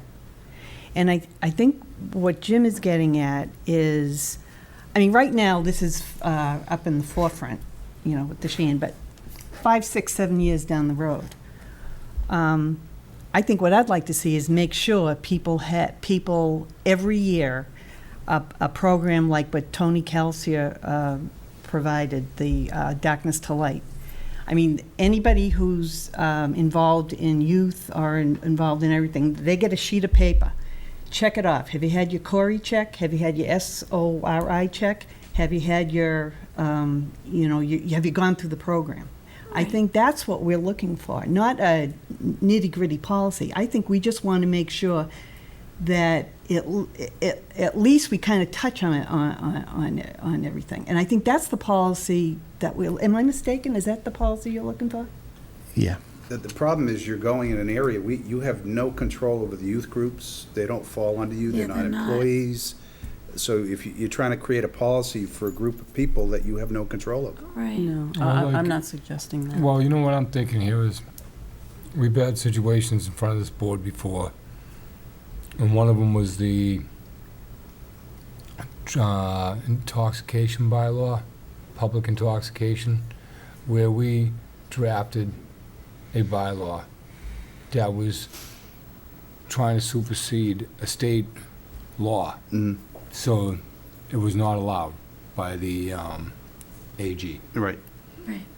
Maybe it's time we petition the state that we need to improve the reporting situation in the abuse policies through our senators. Maybe we're at the wrong table, James. Maybe. Well, I think it's a little different, because I went to the state on that issue. Yeah, I on remember the- you did, yeah.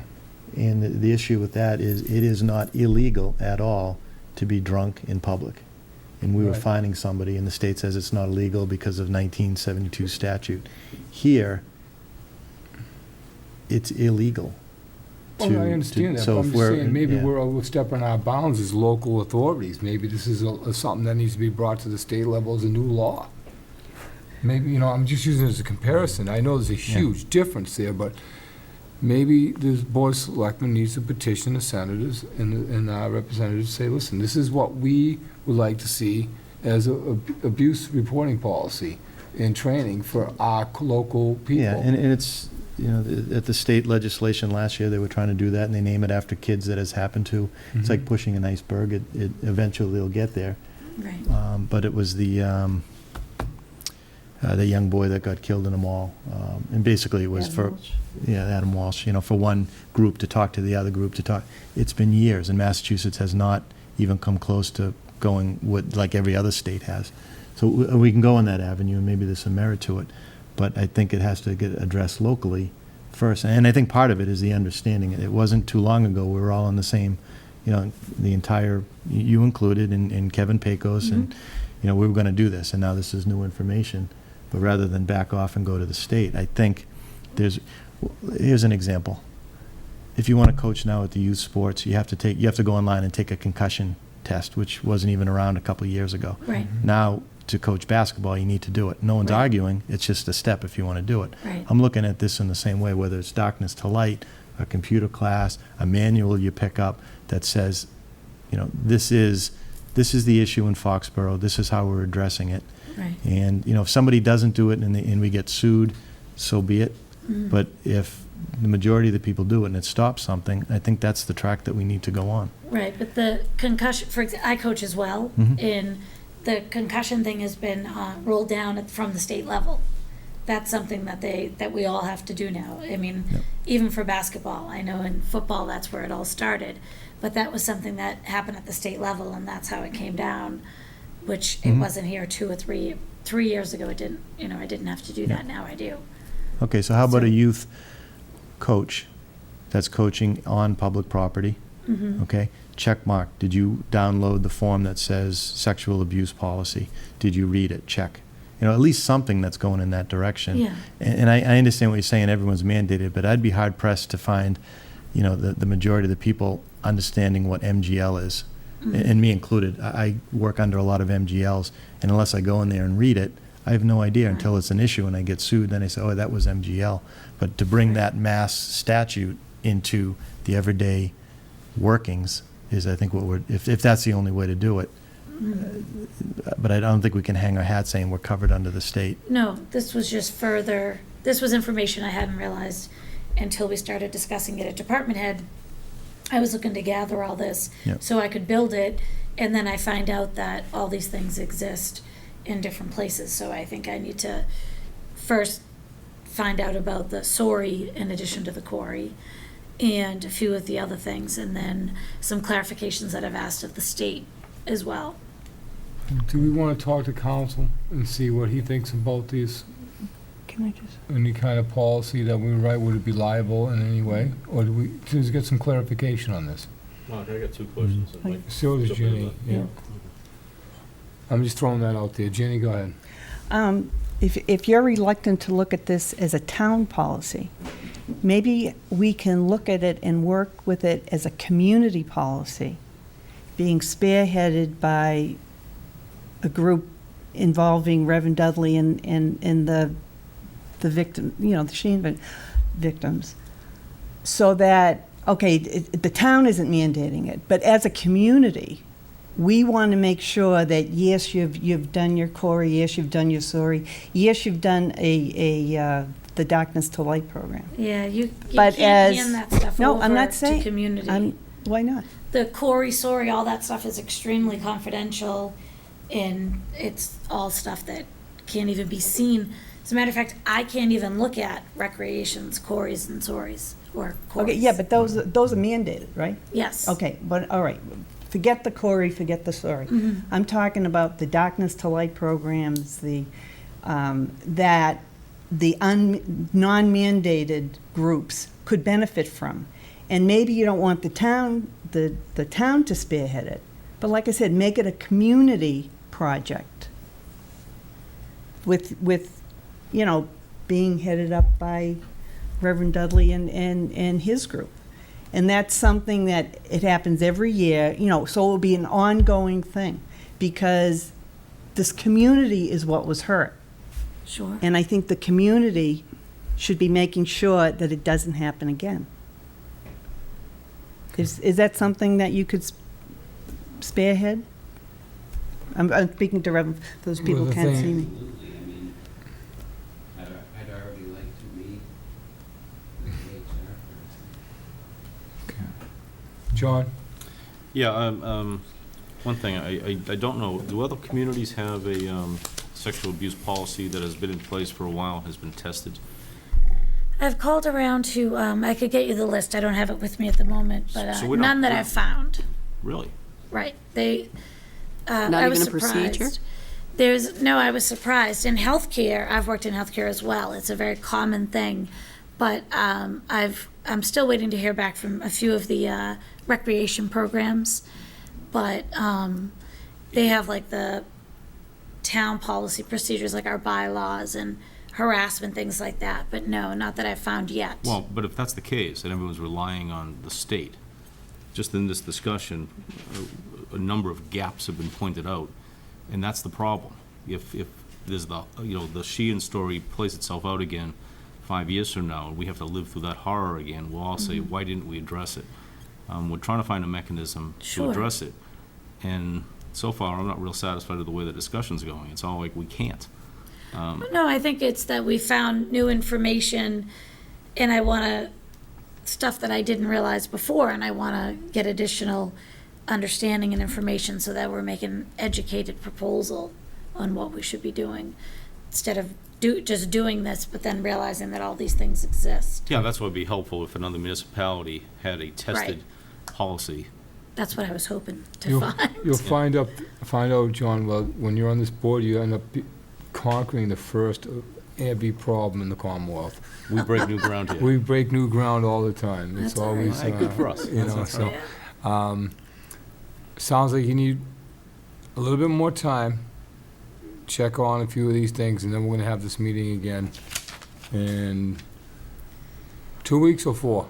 I'd give 4 only because I would like to come back and be able to answer all of Can these you questions. invite Tara back too, please? Sure, That'd sure. be, I think would be very helpful. She's been great at, this is actually some additional info that she had shared with me on programs that are coming up. And just make sure she's available for that date. I mean, if not, we'll have to Yeah. move the meeting further up or further in. Okay, because, Is there an opportunity that you could meet offline with Reverend Dudley? I mean, he came to us at the last meeting with some suggestions and ideas, and he's been meeting with the police and the victims, Sure, and he's got a good understanding of the community. sure. So rather than come back, you know, what I don't want to hear is, well, we're covered under MGL and it's a liability, but if you can come back to us saying that doesn't work, but this is an idea that There's we've some come up ideas, with. right. That would be very helpful. Sure. anybody else? Just Right. one other thing, Sorry. again, I think it's really important as you're investigating these different towns to be finding out. I can't envision that we have a law this important to us, to our communities, that the towns don't have a procedure to hand to a new employee to say, this is what you need to know about reporting child abuse or whatever type of abuse it is. Right. In the case of the mandated reporters even. Right. It's because, It's covered under the state law. They're required. I know, As a They're but trained, I think that's part of it. But there's a that- procedure, like, you don't wake up knowing that. You have to learn Right. that.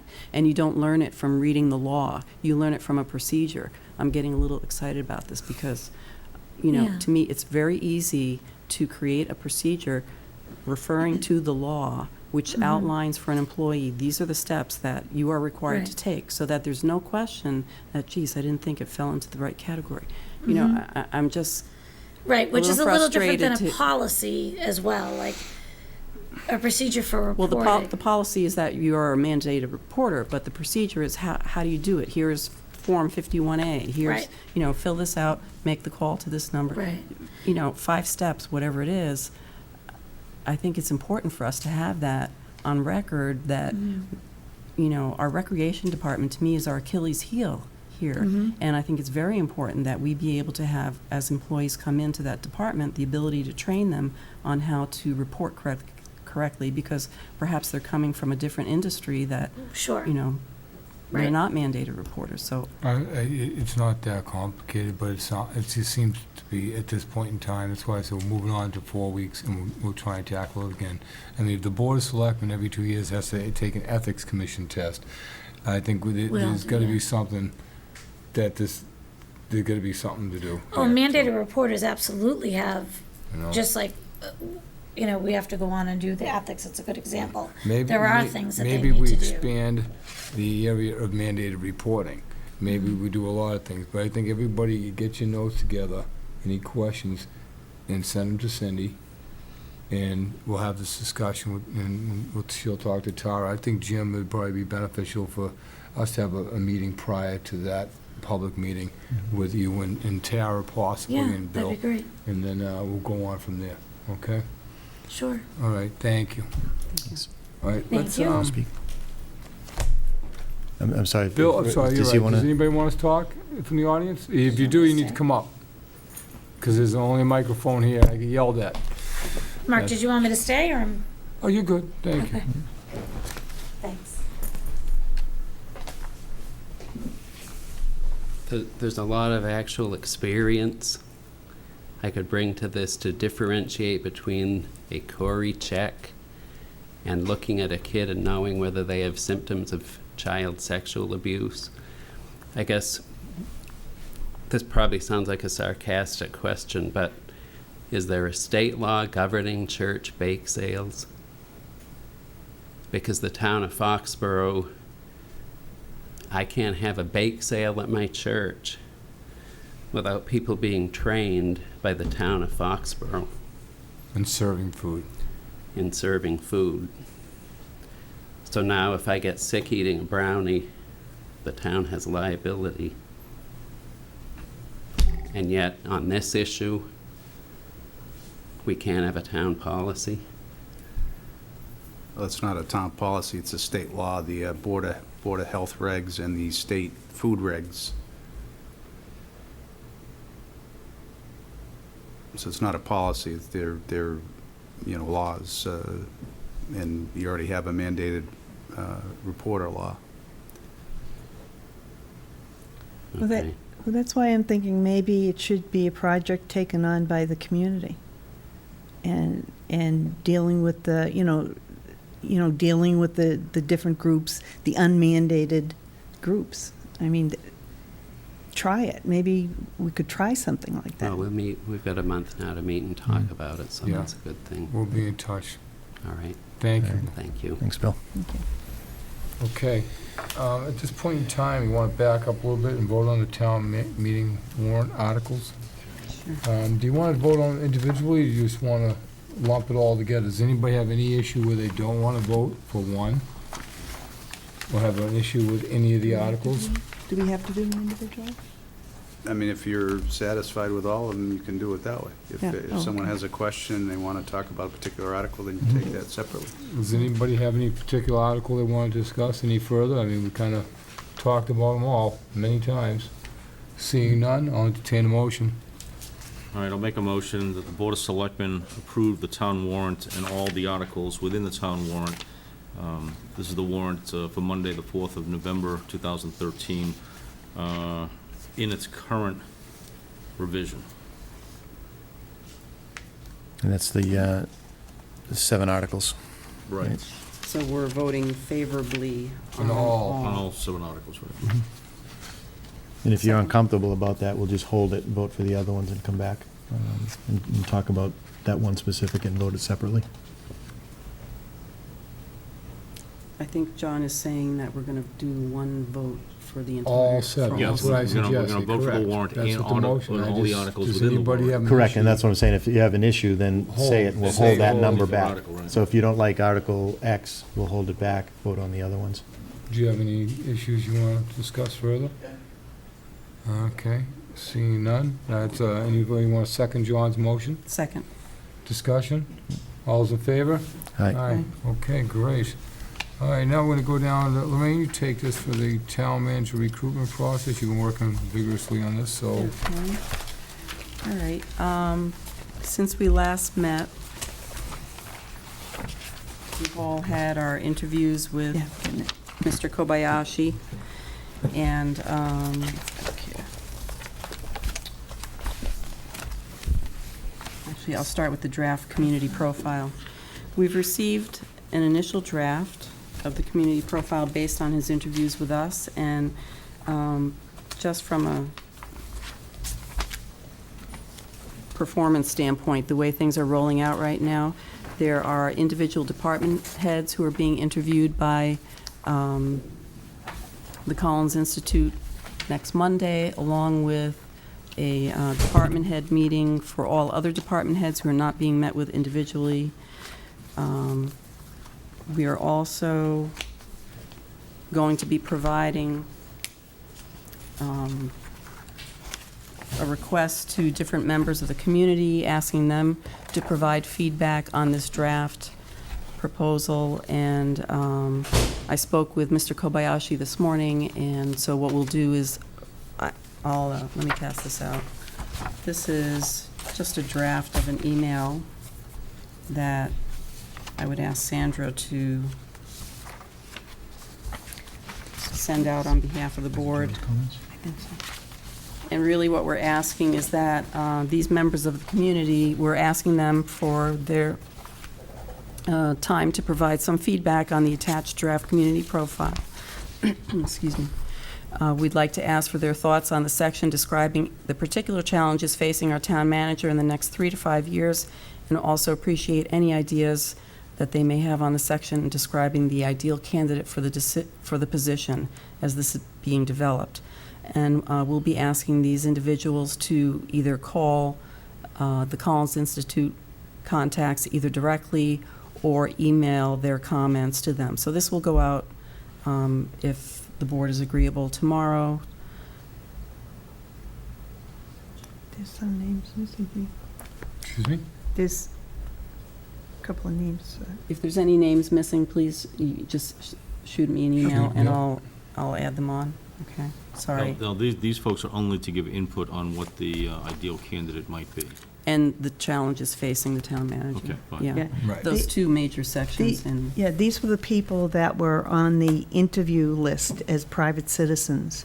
These people have not been contacted yet, Right. have not been interviewed yet, but they will be contacted and they will be interviewed. It's just It Okay. hasn't been done yet. Right, either you can be interviewed or you can submit your comments through the email, whichever is their preference. Now, there's also another list of the people that were recommended or wanted to be on the selection committee. So Yes, we're going to We're speak going to do that later, next. and there's a certain number we're going to take and a certain number that don't make it. The people that don't make that list, would they transfer over to, there would be a benefit for them to be on this if they're only receiving an email and emailing back. There might be a benefit to add them to this list. Oh, I see what you I mean. see Yeah. one from that list on here. Yeah. In other words, there were 15 or 18 people, if we're only taking 17. 17. Well, how long can this list become? Well, I think, we have to try and limit it Sure. at a certain point because, We You get know, I- back charged? well, I think part of it is, we want input, and I think we have, we've provided input from the board, we are providing input from the elected chairs of all the chairs of the elected boards, certain committee chairs, advisory committee members. But Lorraine, to speak to Jim's point, Yeah. if, we had a list of 17 people that we thought would be good candidates for search committee. Yeah. We've narrowed it down to 7. Mhm. There are 10 people left, 10 names, that we thought highly enough to put Mhm. them on a search committee, then I think they deserve at Input. least to be interviewed, because their input is Okay. valuable. Yep. And some of those names are duplicates, Right, Yeah. right. so. But we're not talking about an interview one-on-one coming in. It's an email that goes out to them. Please share your thoughts. Right. It's an email that goes back. Correct. And I think, for the 2 minutes it takes to read Yeah. somebody's email, I think there's a benefit. Okay. We can add all those. All right, so you're gonna add, well, let's see who those people are gonna be then. So we got the, Well, let me just stay first with the draft community profile piece, and we'll get to this okay. piece of it, all right?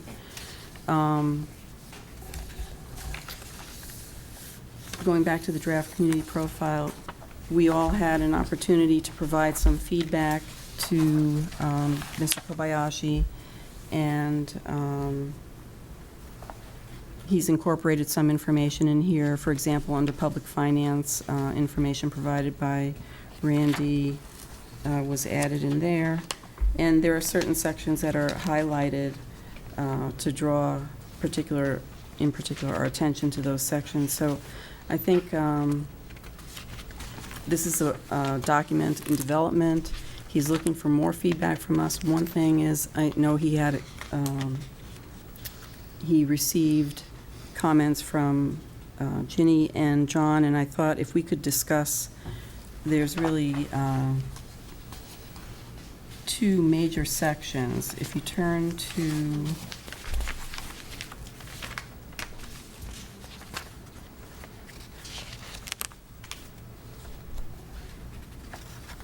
let's see. John, I'm looking for the section that has your comment about the background of the individual. Oh, Is that in the professional section? yeah, it's actually the professional, I think it's the last paragraph, or second to last paragraph of professional. Yes, right. So, I can actually go over that if you'd like. Yep. Okay.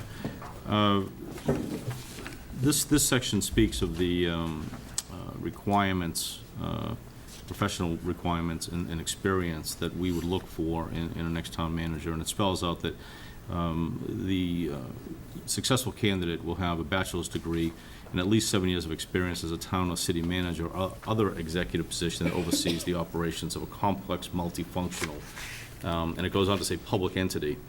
I actually struck that out because we were looking to attract people from not only the public sector, which would manage a multifunctional public entity, but also folks from the private sector who may also manage a very complex entity, and they may also report to a board. In most companies, it's a board of directors. Also, too, Mr. Kobayashi's language at the bottom said, alternatively, a professionally trained and experienced manager of a complex organization from private or non-profit sector who has substantial familiarity with the operation and decision-making process of a multifaceted organization gained through volunteer service may be considered. I struck that out, and I actually wrote back to Dick saying that that will be considered. You know, again, we're trying to, you know, cast the net as wide as possible, and it's my personal belief that there are candidates in the private sector that would be attracted to this position. Yeah. So it's just to broaden it out. Yeah, I think that one word was really an important change, and, you know, just emphasizes that we're looking for, you know, equal, hopefully, input from those types of We're looking for a sectors. professional manager that can handle or manage a disparate and complex organization. Right. So, you know, that would be a change there in that language. And then there was also Also, too, right after that, and where Dick's language said that the candidate would, let's see, okay. obtaining membership in the ICMA will be a condition of employment or appointment. I need to know more about that. I think I initially read that as that they would come with membership in the ICMA, and private sector candidates would not, I doubt they would come with that type of membership. Right. Yeah, I can ask. Not that it wouldn't be a bad thing post-appointment. Correct, right. I'll clarify that with him. Can we also cross-reference our town bylaw? I didn't bring it tonight, but I may have emailed it. There is language in our town bylaw under the Strong Town Managers Act of his qualifications. Yeah, I And it- read that Yeah, so it carefully, talks and about public work or equal, so it Yes. gives it the ability, but it's not black and white on that I think it leaves it up to our judgment. judgment, yeah. Mhm. Okay. Yeah, I think we have the flexibility there. That's a good point, James. Okay. Mhm. And then there was another section that Ginny pointed out that references the Strong Town Manager Act. It says, let's see, the section where it refers to it being an established position.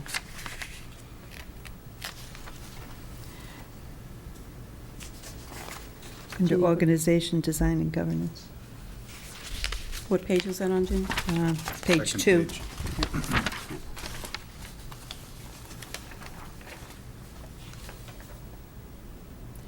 The sentence, "The position of town manager is well established, and the town is committed to professional management. As in all Massachusetts towns, the schools function as an autonomous entity."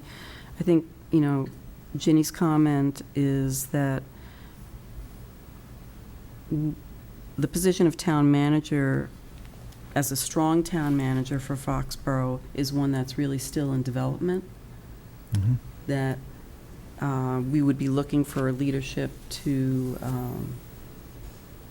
be that strong town manager, you know, that we're committed to the Strong Town Manager Act, but that there has to be collaboration with the board. Is that? But, you know, it's been on the books for so long. We've had a strong town manager that wasn't acting as a strong, then we had one that was acting as a strong town manager. So how many more years before it's not in development? It is what it Well, is. Can you know? can I read just the note Sure. I sent? Okay, And yeah. I mean, I'm I'm not not arguing, I just- asking, yeah. I'm not asking Mr. Kobayashi to use this language that I'm gonna read, but I just want to give him an idea of where I'm coming from. Where he says the position of town manager is well established, and I put down note. The position has existed since 2004, and with the differences in the style and personalities of the two who have held that position, the town is seeking a professional who can neutralize the extremes so that the town manager position fits well with the town. I mean, I've heard people say that we should get rid of this town manager act. This is ridiculous. Yeah, I And- think that's something you and I would think- do and I- with the interview process. Yeah, though. well, I mean, I just want them, They're aware of it, yeah, yeah. you know. I mean, but- the position, we have a town manager position. This next town manager is gonna really set the tone for the future. Mhm. And I think that's one of the things we want to stress. We want a town manager who's going to be able to work well with the town so that it's a good tone. That was my point. Go ahead, Joe. Also, too, I took out 3 other sections. One was, in my world, we don't state a targeted salary. That's negotiated based on experience, so that came out. Also, too, there was two areas where I would call them Mr. Kobayashi's editorializing on two things. One was the tenure of the last town manager, and the other was with our days wrestling with the casino issue. I don't really want Foxborough to be defined by our wrangling with the casino issue, nor do I want our town to be defined by how the previous town manager left the town. So I took those out, and again, I've not heard back from Dick on my comments, but I'm assuming he'll incorporate them. Well, he wanted us to discuss them, as a Okay, board okay. and do that. So deleting on page 1 that highlighted paragraph there, and then on the next page, under reestablishing full confidence in the management of the town, I think this, we can ask him to rework this. Just strike the rework first. this. Well, the last sentence is actually okay, Yeah, Yeah. but just it's strike way, the first. it's heavy on editorializing. Yeah. Yeah, strike the first. Yeah. Okay, that's good. Okay. Anything else? Because we got to start moving a little fast, Yeah. because the janitor keeps looking at me through the window down there. Well, I also had a couple of more comments, but I hadn't sent those to Mr. Copia. They just came to me when I reread this for about the 4th or 5th time. But what I'll do is I'll just send them into him, and then we'll get it back. And I think just an overall, I mean, we've got 5 people commenting this, and on top of Collins's draft, now we've got a 7-page profile of the perfect town manager, or simpler is better sometimes. So if there's a way to take some of these extra stuff out, people will figure it out without like John said, a whole editorial about the casino issue. Right, I mean, right. that's past, so why even have it in? So just a little simpler might be a little bit better. Yeah, I mean, I chopped a bit, I mean, I'm Yeah. sure you'll chop a little bit more. Yeah. Okay. Well, it's Right, so nice every- to get everything in that you want, and then you start weeding things out. Mhm. Yeah. What the hope is, that with our feedback, he'll, continue to work with us, and then he'll be getting the input from the department heads next week, along with everyone else here, and the other interviews of the elected chairs. So the goal is ideally by our meeting on the 29th, I think, if we could have as close to a final draft then, that we could. You need to, because you're running short of time. Very short. Yeah. He's saying interviewing in November, they haven't even gotten applications yet because they haven't put this out. Right. Yeah, I think we should have this done in 2 weeks, not, 2 weeks brings us to the 29th, right? Right, so So I let's get already it asked done, for it to yeah. be on the agenda, Okay, good. and that's our goal, All right. so. Now, let's go over Okay, let's the, go back to the, Could- Could he send it to us before the meeting so we Yes. can look at it? Give us a deadline when we should send in our final comments, and then have them. I say your What's it deadline do? is tomorrow. Send in your comments Yeah. tomorrow and have him get a Tonight. final Yeah, draft. okay. Yeah. okay, so we'll send in final comments by tomorrow. That would be more appropriate. Because I would like to see the profile available to all the people who are being interviewed, so that they might see something in their area of expertise that should be in here that isn't, The problem is when you start Yeah. sending out to Death like by Well, committee. people, Yeah. now you're getting, Yeah, they you may get have outta a different hand. idea of what the perfect Yeah. candidate's gonna be. I think, It starts getting out of control. yeah, it just too many cooks spoil the soup. It's an old saying, but it works. I'd say, you know what? Can we give Everybo- them the The next max I draft? want on the list is 10. You've got 8 now. So if you want to add 1 or 2, fine. Otherwise, subtract a couple of those and add 4. But you should do the same thing you did with this committee, Lorraine. If you got those people, so you have a total of 8 names here. and 10 here. Let's get it down to 10. The guy's never getting anything done if he keeps Right, interviewing right. the world and reading emails. So let's wind it down to 10. Okay. Do the same thing you did before, send it out if you could. I appreciate everything you do. The 10 plus those 8 names. Okay, If and you we'll want to rank add them. one, get it to Lorraine today, before the meeting ends, So you want to rank these? and we'll rank those, and the Okay. top 10 go back in. If you could do it, I'll send it out tonight. or first thing in the morning, and if I Mhm. could get them like by tomorrow night or the next morning. And whatever kicks back, kicks back. Right. And we'll go with that. The rest of it, are we going with 5 on the committee? Let me pass this out. On the search committee? Yeah. I mean, I don't think did we say 5 or 7? 7. I thought we said 5 with 2 alternates. I was gonna suggest 5, just because it's an odd number, 7 that's unwieldy, but I think we only need 1 alternate. This is so Okay, yeah, quick, Yeah, so, let's so, just get this over with. This is getting All right. too complicated. So we've got, we had a list of suggested members for the screening committee. And what this committee will do is,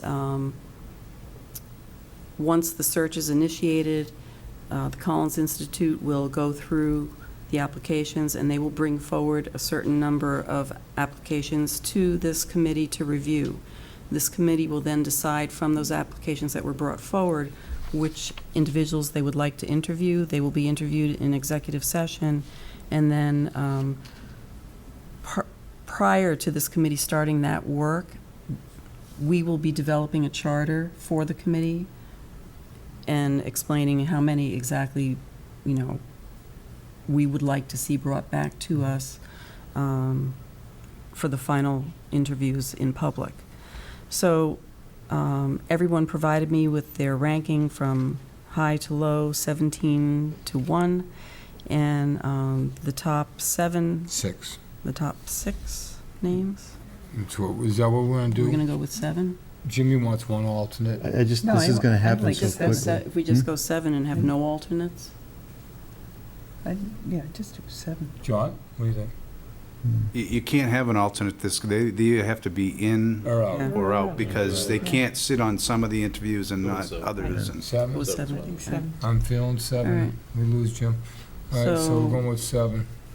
We have as membership Kevin Weinfeld, Bill Yukna, Frank Spillane, John Spinney, Kevin Penders, Dave Brown, and John Mitchell-Moore.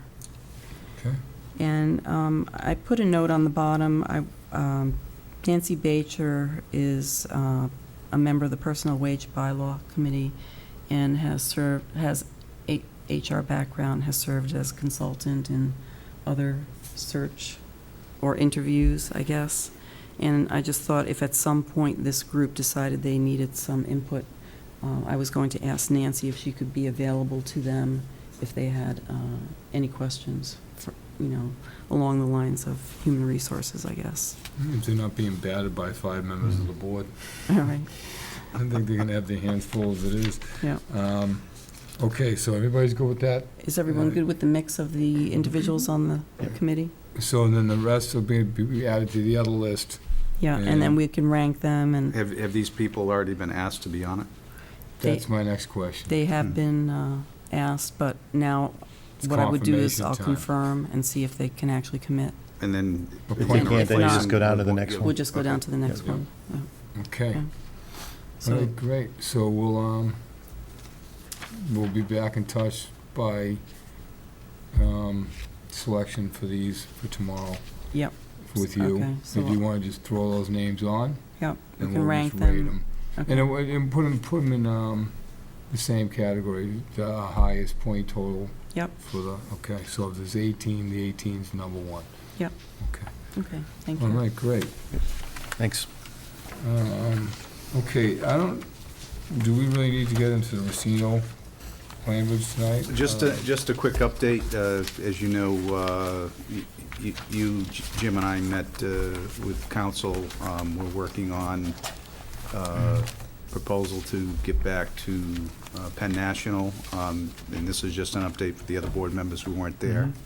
And he's already come up with some ideas, and since the last meeting, Penn National has, in their application, designated the town of Foxborough as a surround community. We have, through council, drafted an assent, which has been signed by Mark and sent out last week, because we had 10 days from the filing of the application to send that assent out, so that went out last week. And since then, Alex Stolia, who we met from Penn National, has sent me an email with some of the things that they are doing, meeting with Gillette Stadium, all the things that we had talked to Dick Gellerman about, things that we might want to look for as a community. They've already done a number of those. And, you know, I could probably send that to you for informational purposes, so you'll see what they're doing. But Dick is working on some ideas, and I'm to meet with Alex Stoller. He had wanted to meet today, but Dick hadn't had a chance to solidify a lot of his thoughts, so he's working on that this week. Speaking with some other people. I know we had mentioned he'd speak with Stephanie from the Racino Committee. So he's working on that, and we should have some ideas going forward so that I can meet with Mr. Stolia next week. Okay. Bob, kind of a larger question, and so we're looking at working out some mitigation, so we've directed our special counsel, Dick Ellerman, to work directly with them. Does this fall under negotiations that would be required to, or in the best interest of the town, to be under executive session? The negotiations, if there were negotiations between you, so when we present the ideas to you, it probably does make sense, and I'll clarify with Okay. Dick whether it's an item that would fall under executive session, but I think because we're talking about special items and negotiating a contract, that it would probably fall under that. Okay. Okay, strategic planning, good point. One thing I want to add to the agenda in the future is exactly whether the board wants to set a policy on meetings. You know, so many times we have a meeting, and it comes out later that there was a meeting, and it was under, you know, under false pretenses, and things were said and everything else. You know, it's getting a little tiring of this. I want to put in the, you know, if some entity wants to meet with the Board of Selectmen, instead of meeting with one or two, put them on the agenda, have them come in front of all of us, and there's no hearsay. I'm getting a little tired of it. You know, the chairman's directive is to try and meet with entities, and sometimes he has a vice chair to go in his place or something else. And I think we need to have that discussion before, I don't want to get too caught up in it, but have a discussion on meetings outside of this room with any board member, and see how the board feels, if they still want to direct the chairman to do it, or his entity to do it, as far as, and we'll talk about that. I think it's an important discussion to have coming up forward. Okay. All right, John, let's roll on the action so our other John, the custodian, can get in here. Okay, let's start off with action item number 1, which is the minutes of September 17th, 2013, and the minutes of October 1st, 2013. And I'll move that we accept the minutes of both meetings as submitted. Discussion?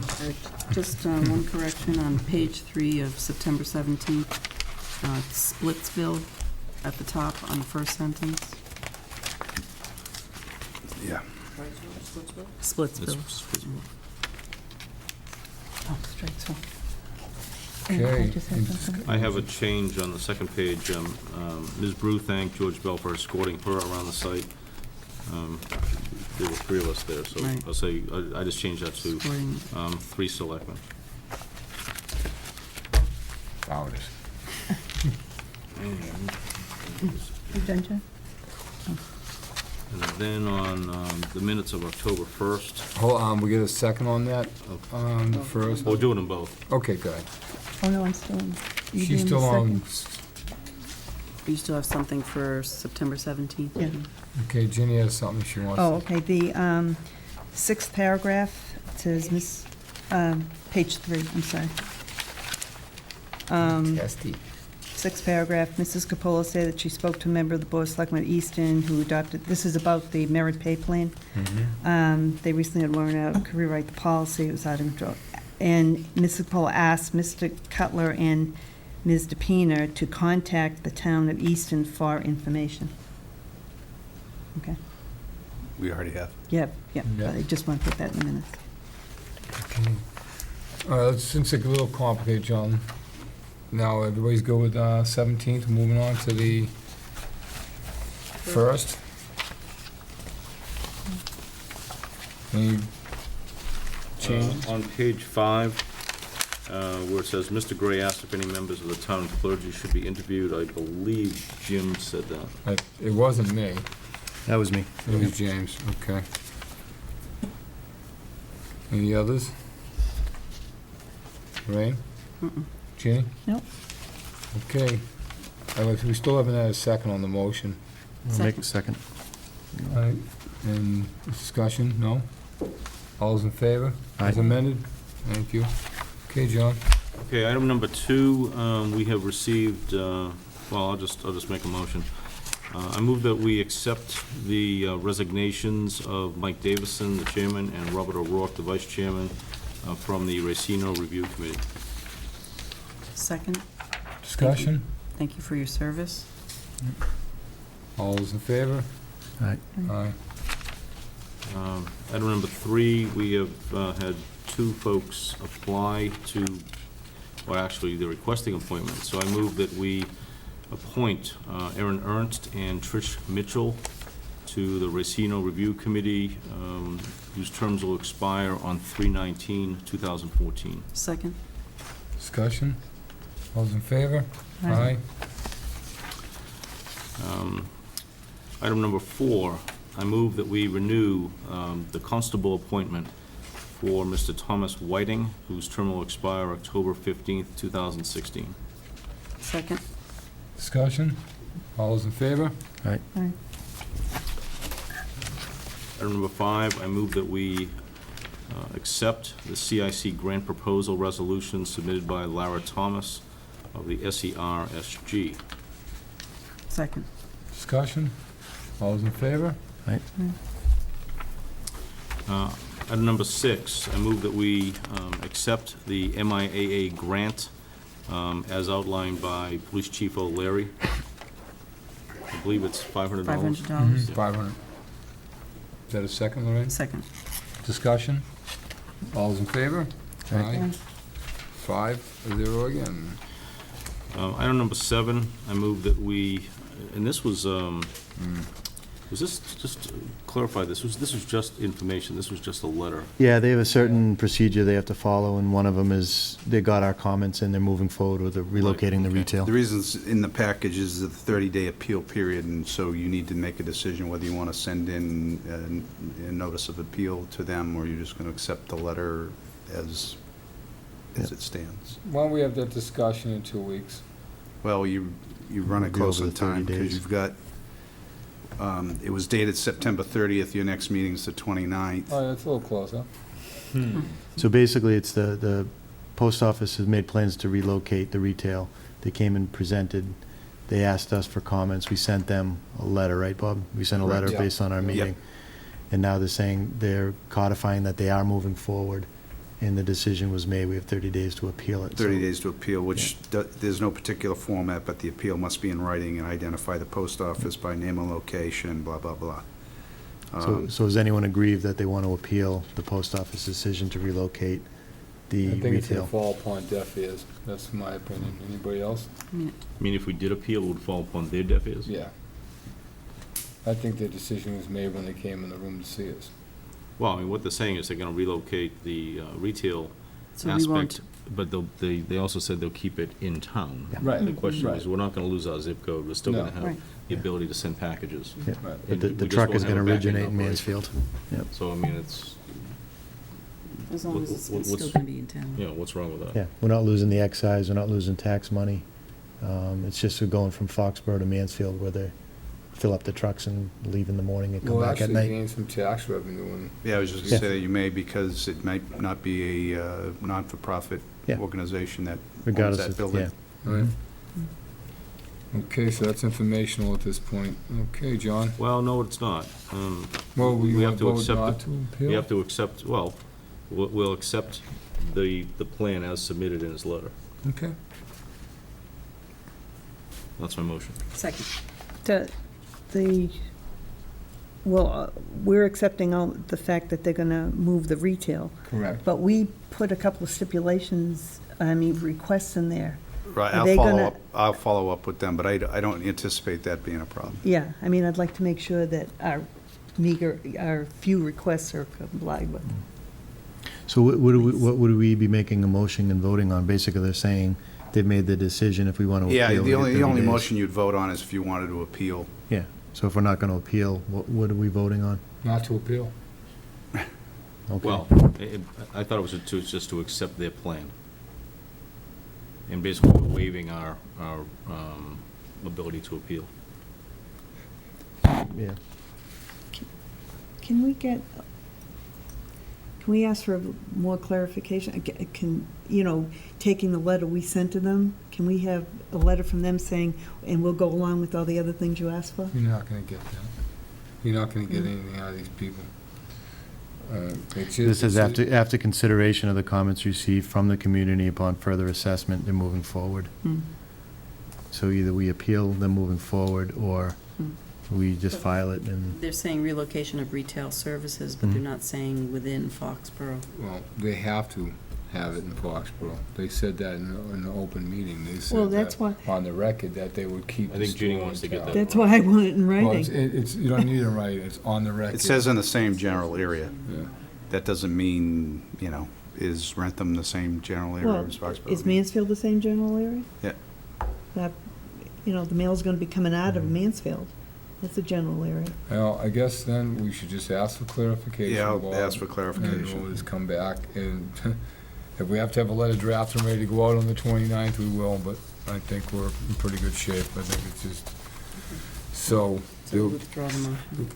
Yeah, and you'll withdraw your second. okay, number 8, John. Okay, number 8 comes from the planning board, and I move that we accept the special permit for 28 Sand Street, as well as the site plan review for 70 Elm Street, as submitted by the planning board. So this actually is just Just in for information. comment, if you wanted to comment, if you had a problem with it for any particular reason, but they, as part of their special permit process, they have to ask for the board, the building commissioner, board of health, conservation, fire, police, and DPW, all for comments on whether or not they should allow the building of an in-law apartment or accessory use apartment. so it's an application to the planning board as a courtesy sent to us. Right. And you're free to make comments if you have comments, but you're not required to make comments. Do we make comments as individual members, or make comments As a board, as the board? yes. So Yeah. we'd have to get consensus that the comments are correct. If you felt there was a need to have comments as a board. And you were supposed to already have reviewed them and had a comment tonight, if you had a comment. Well, no, Because the plans were down Town Hall, for that, right, Yeah, yeah. yeah. so it's informational. Let's move on. We're getting bogged down here big time. Let's move. Another piece of information was item 9. There was a letter submitted by State Representative Susan Gifford. Well, you jumped ahead of the Elm Yeah, Street there's a project. DPW building. Oh, I'm sorry. And I have a copy of the plan here for your reference, just so you know what they're talking about. This is the proposed, Article. so that's the proposed building right there that they're, looking to put there for the $600,000. Is Article 6? Okay, so, okay. I mean, we're It's, seeing this for the first time. I mean, this is, Right. Yeah. It's only informational. I right, so let's mean, just, You already voted support for the project, but if you had question on Location. location, or anything like that. Type of building. I mean, they will still listen to you if you call. no, I've actually seen the plans for the building. Okay. Okay, so item 9, the letter from State Representative Susan Gifford is informational only, and basically she's thanking us for our support for an act relative to the definition of low and moderate income housing. There's Yeah. also in there, A public hearing is going to be held Correct. on Tuesday, October 22nd at 10 o'clock in State House Hearing Room B2. right, and if any of you have been, and, Ginny, you obviously sat in on those, but this is probably a 4-hour window of time, no idea when it's going to be heard. You're all welcome to go, and if you, want to make other recommendations to them, we can send something in writing, but that's why it's in the packet, for you to make that determination. Do you know if the planning board is going to attend? I spoke with Sharon about it, and she suggested that if they were going to do anything, they would send comments, just because of the, time involved getting into Boston and sitting in on it. They've already provided the comments, and they actually there's another bill that they prefer. Representative Pacheco, I think, is the author of that bill.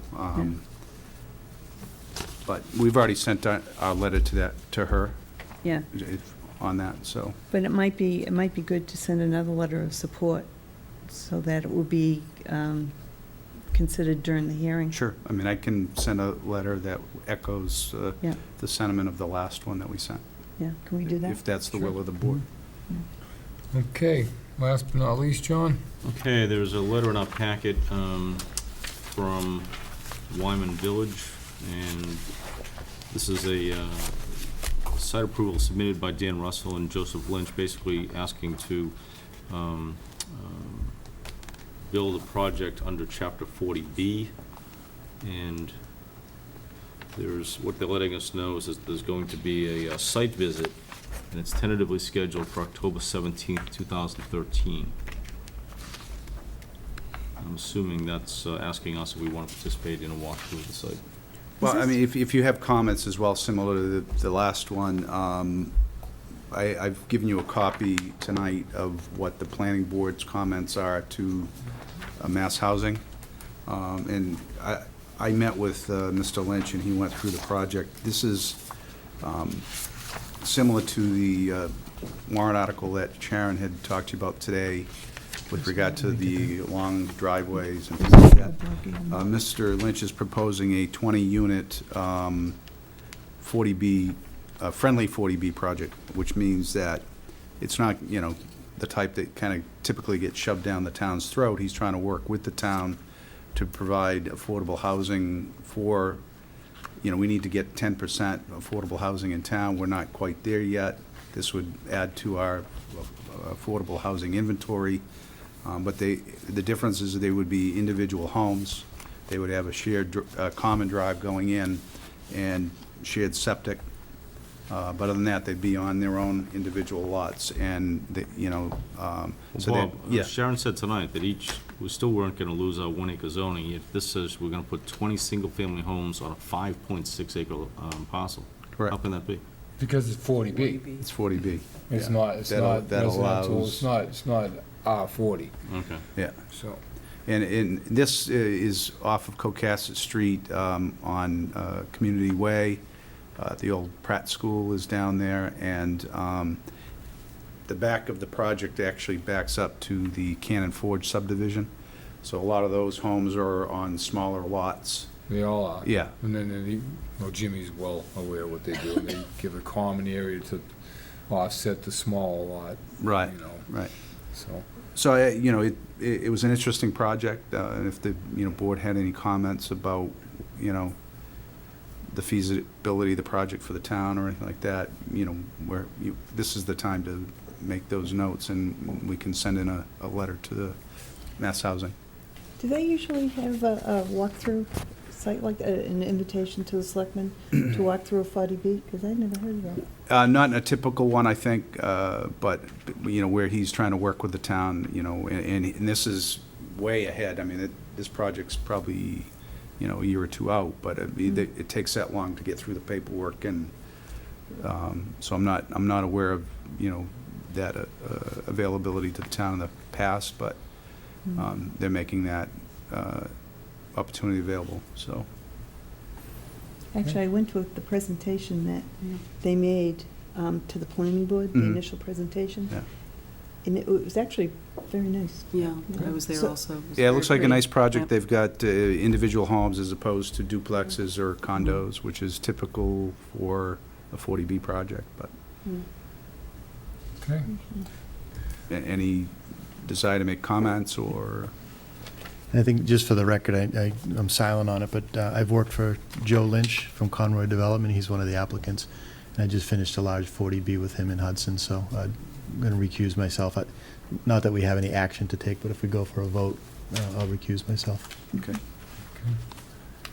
All right, if you have any comments, and you are invited on the 17th, so, moving forward, anything else? Motion to adjourn. Make that motion to adjourn. Second. All in favor? Right? Go Thank Red you. Sox. They won.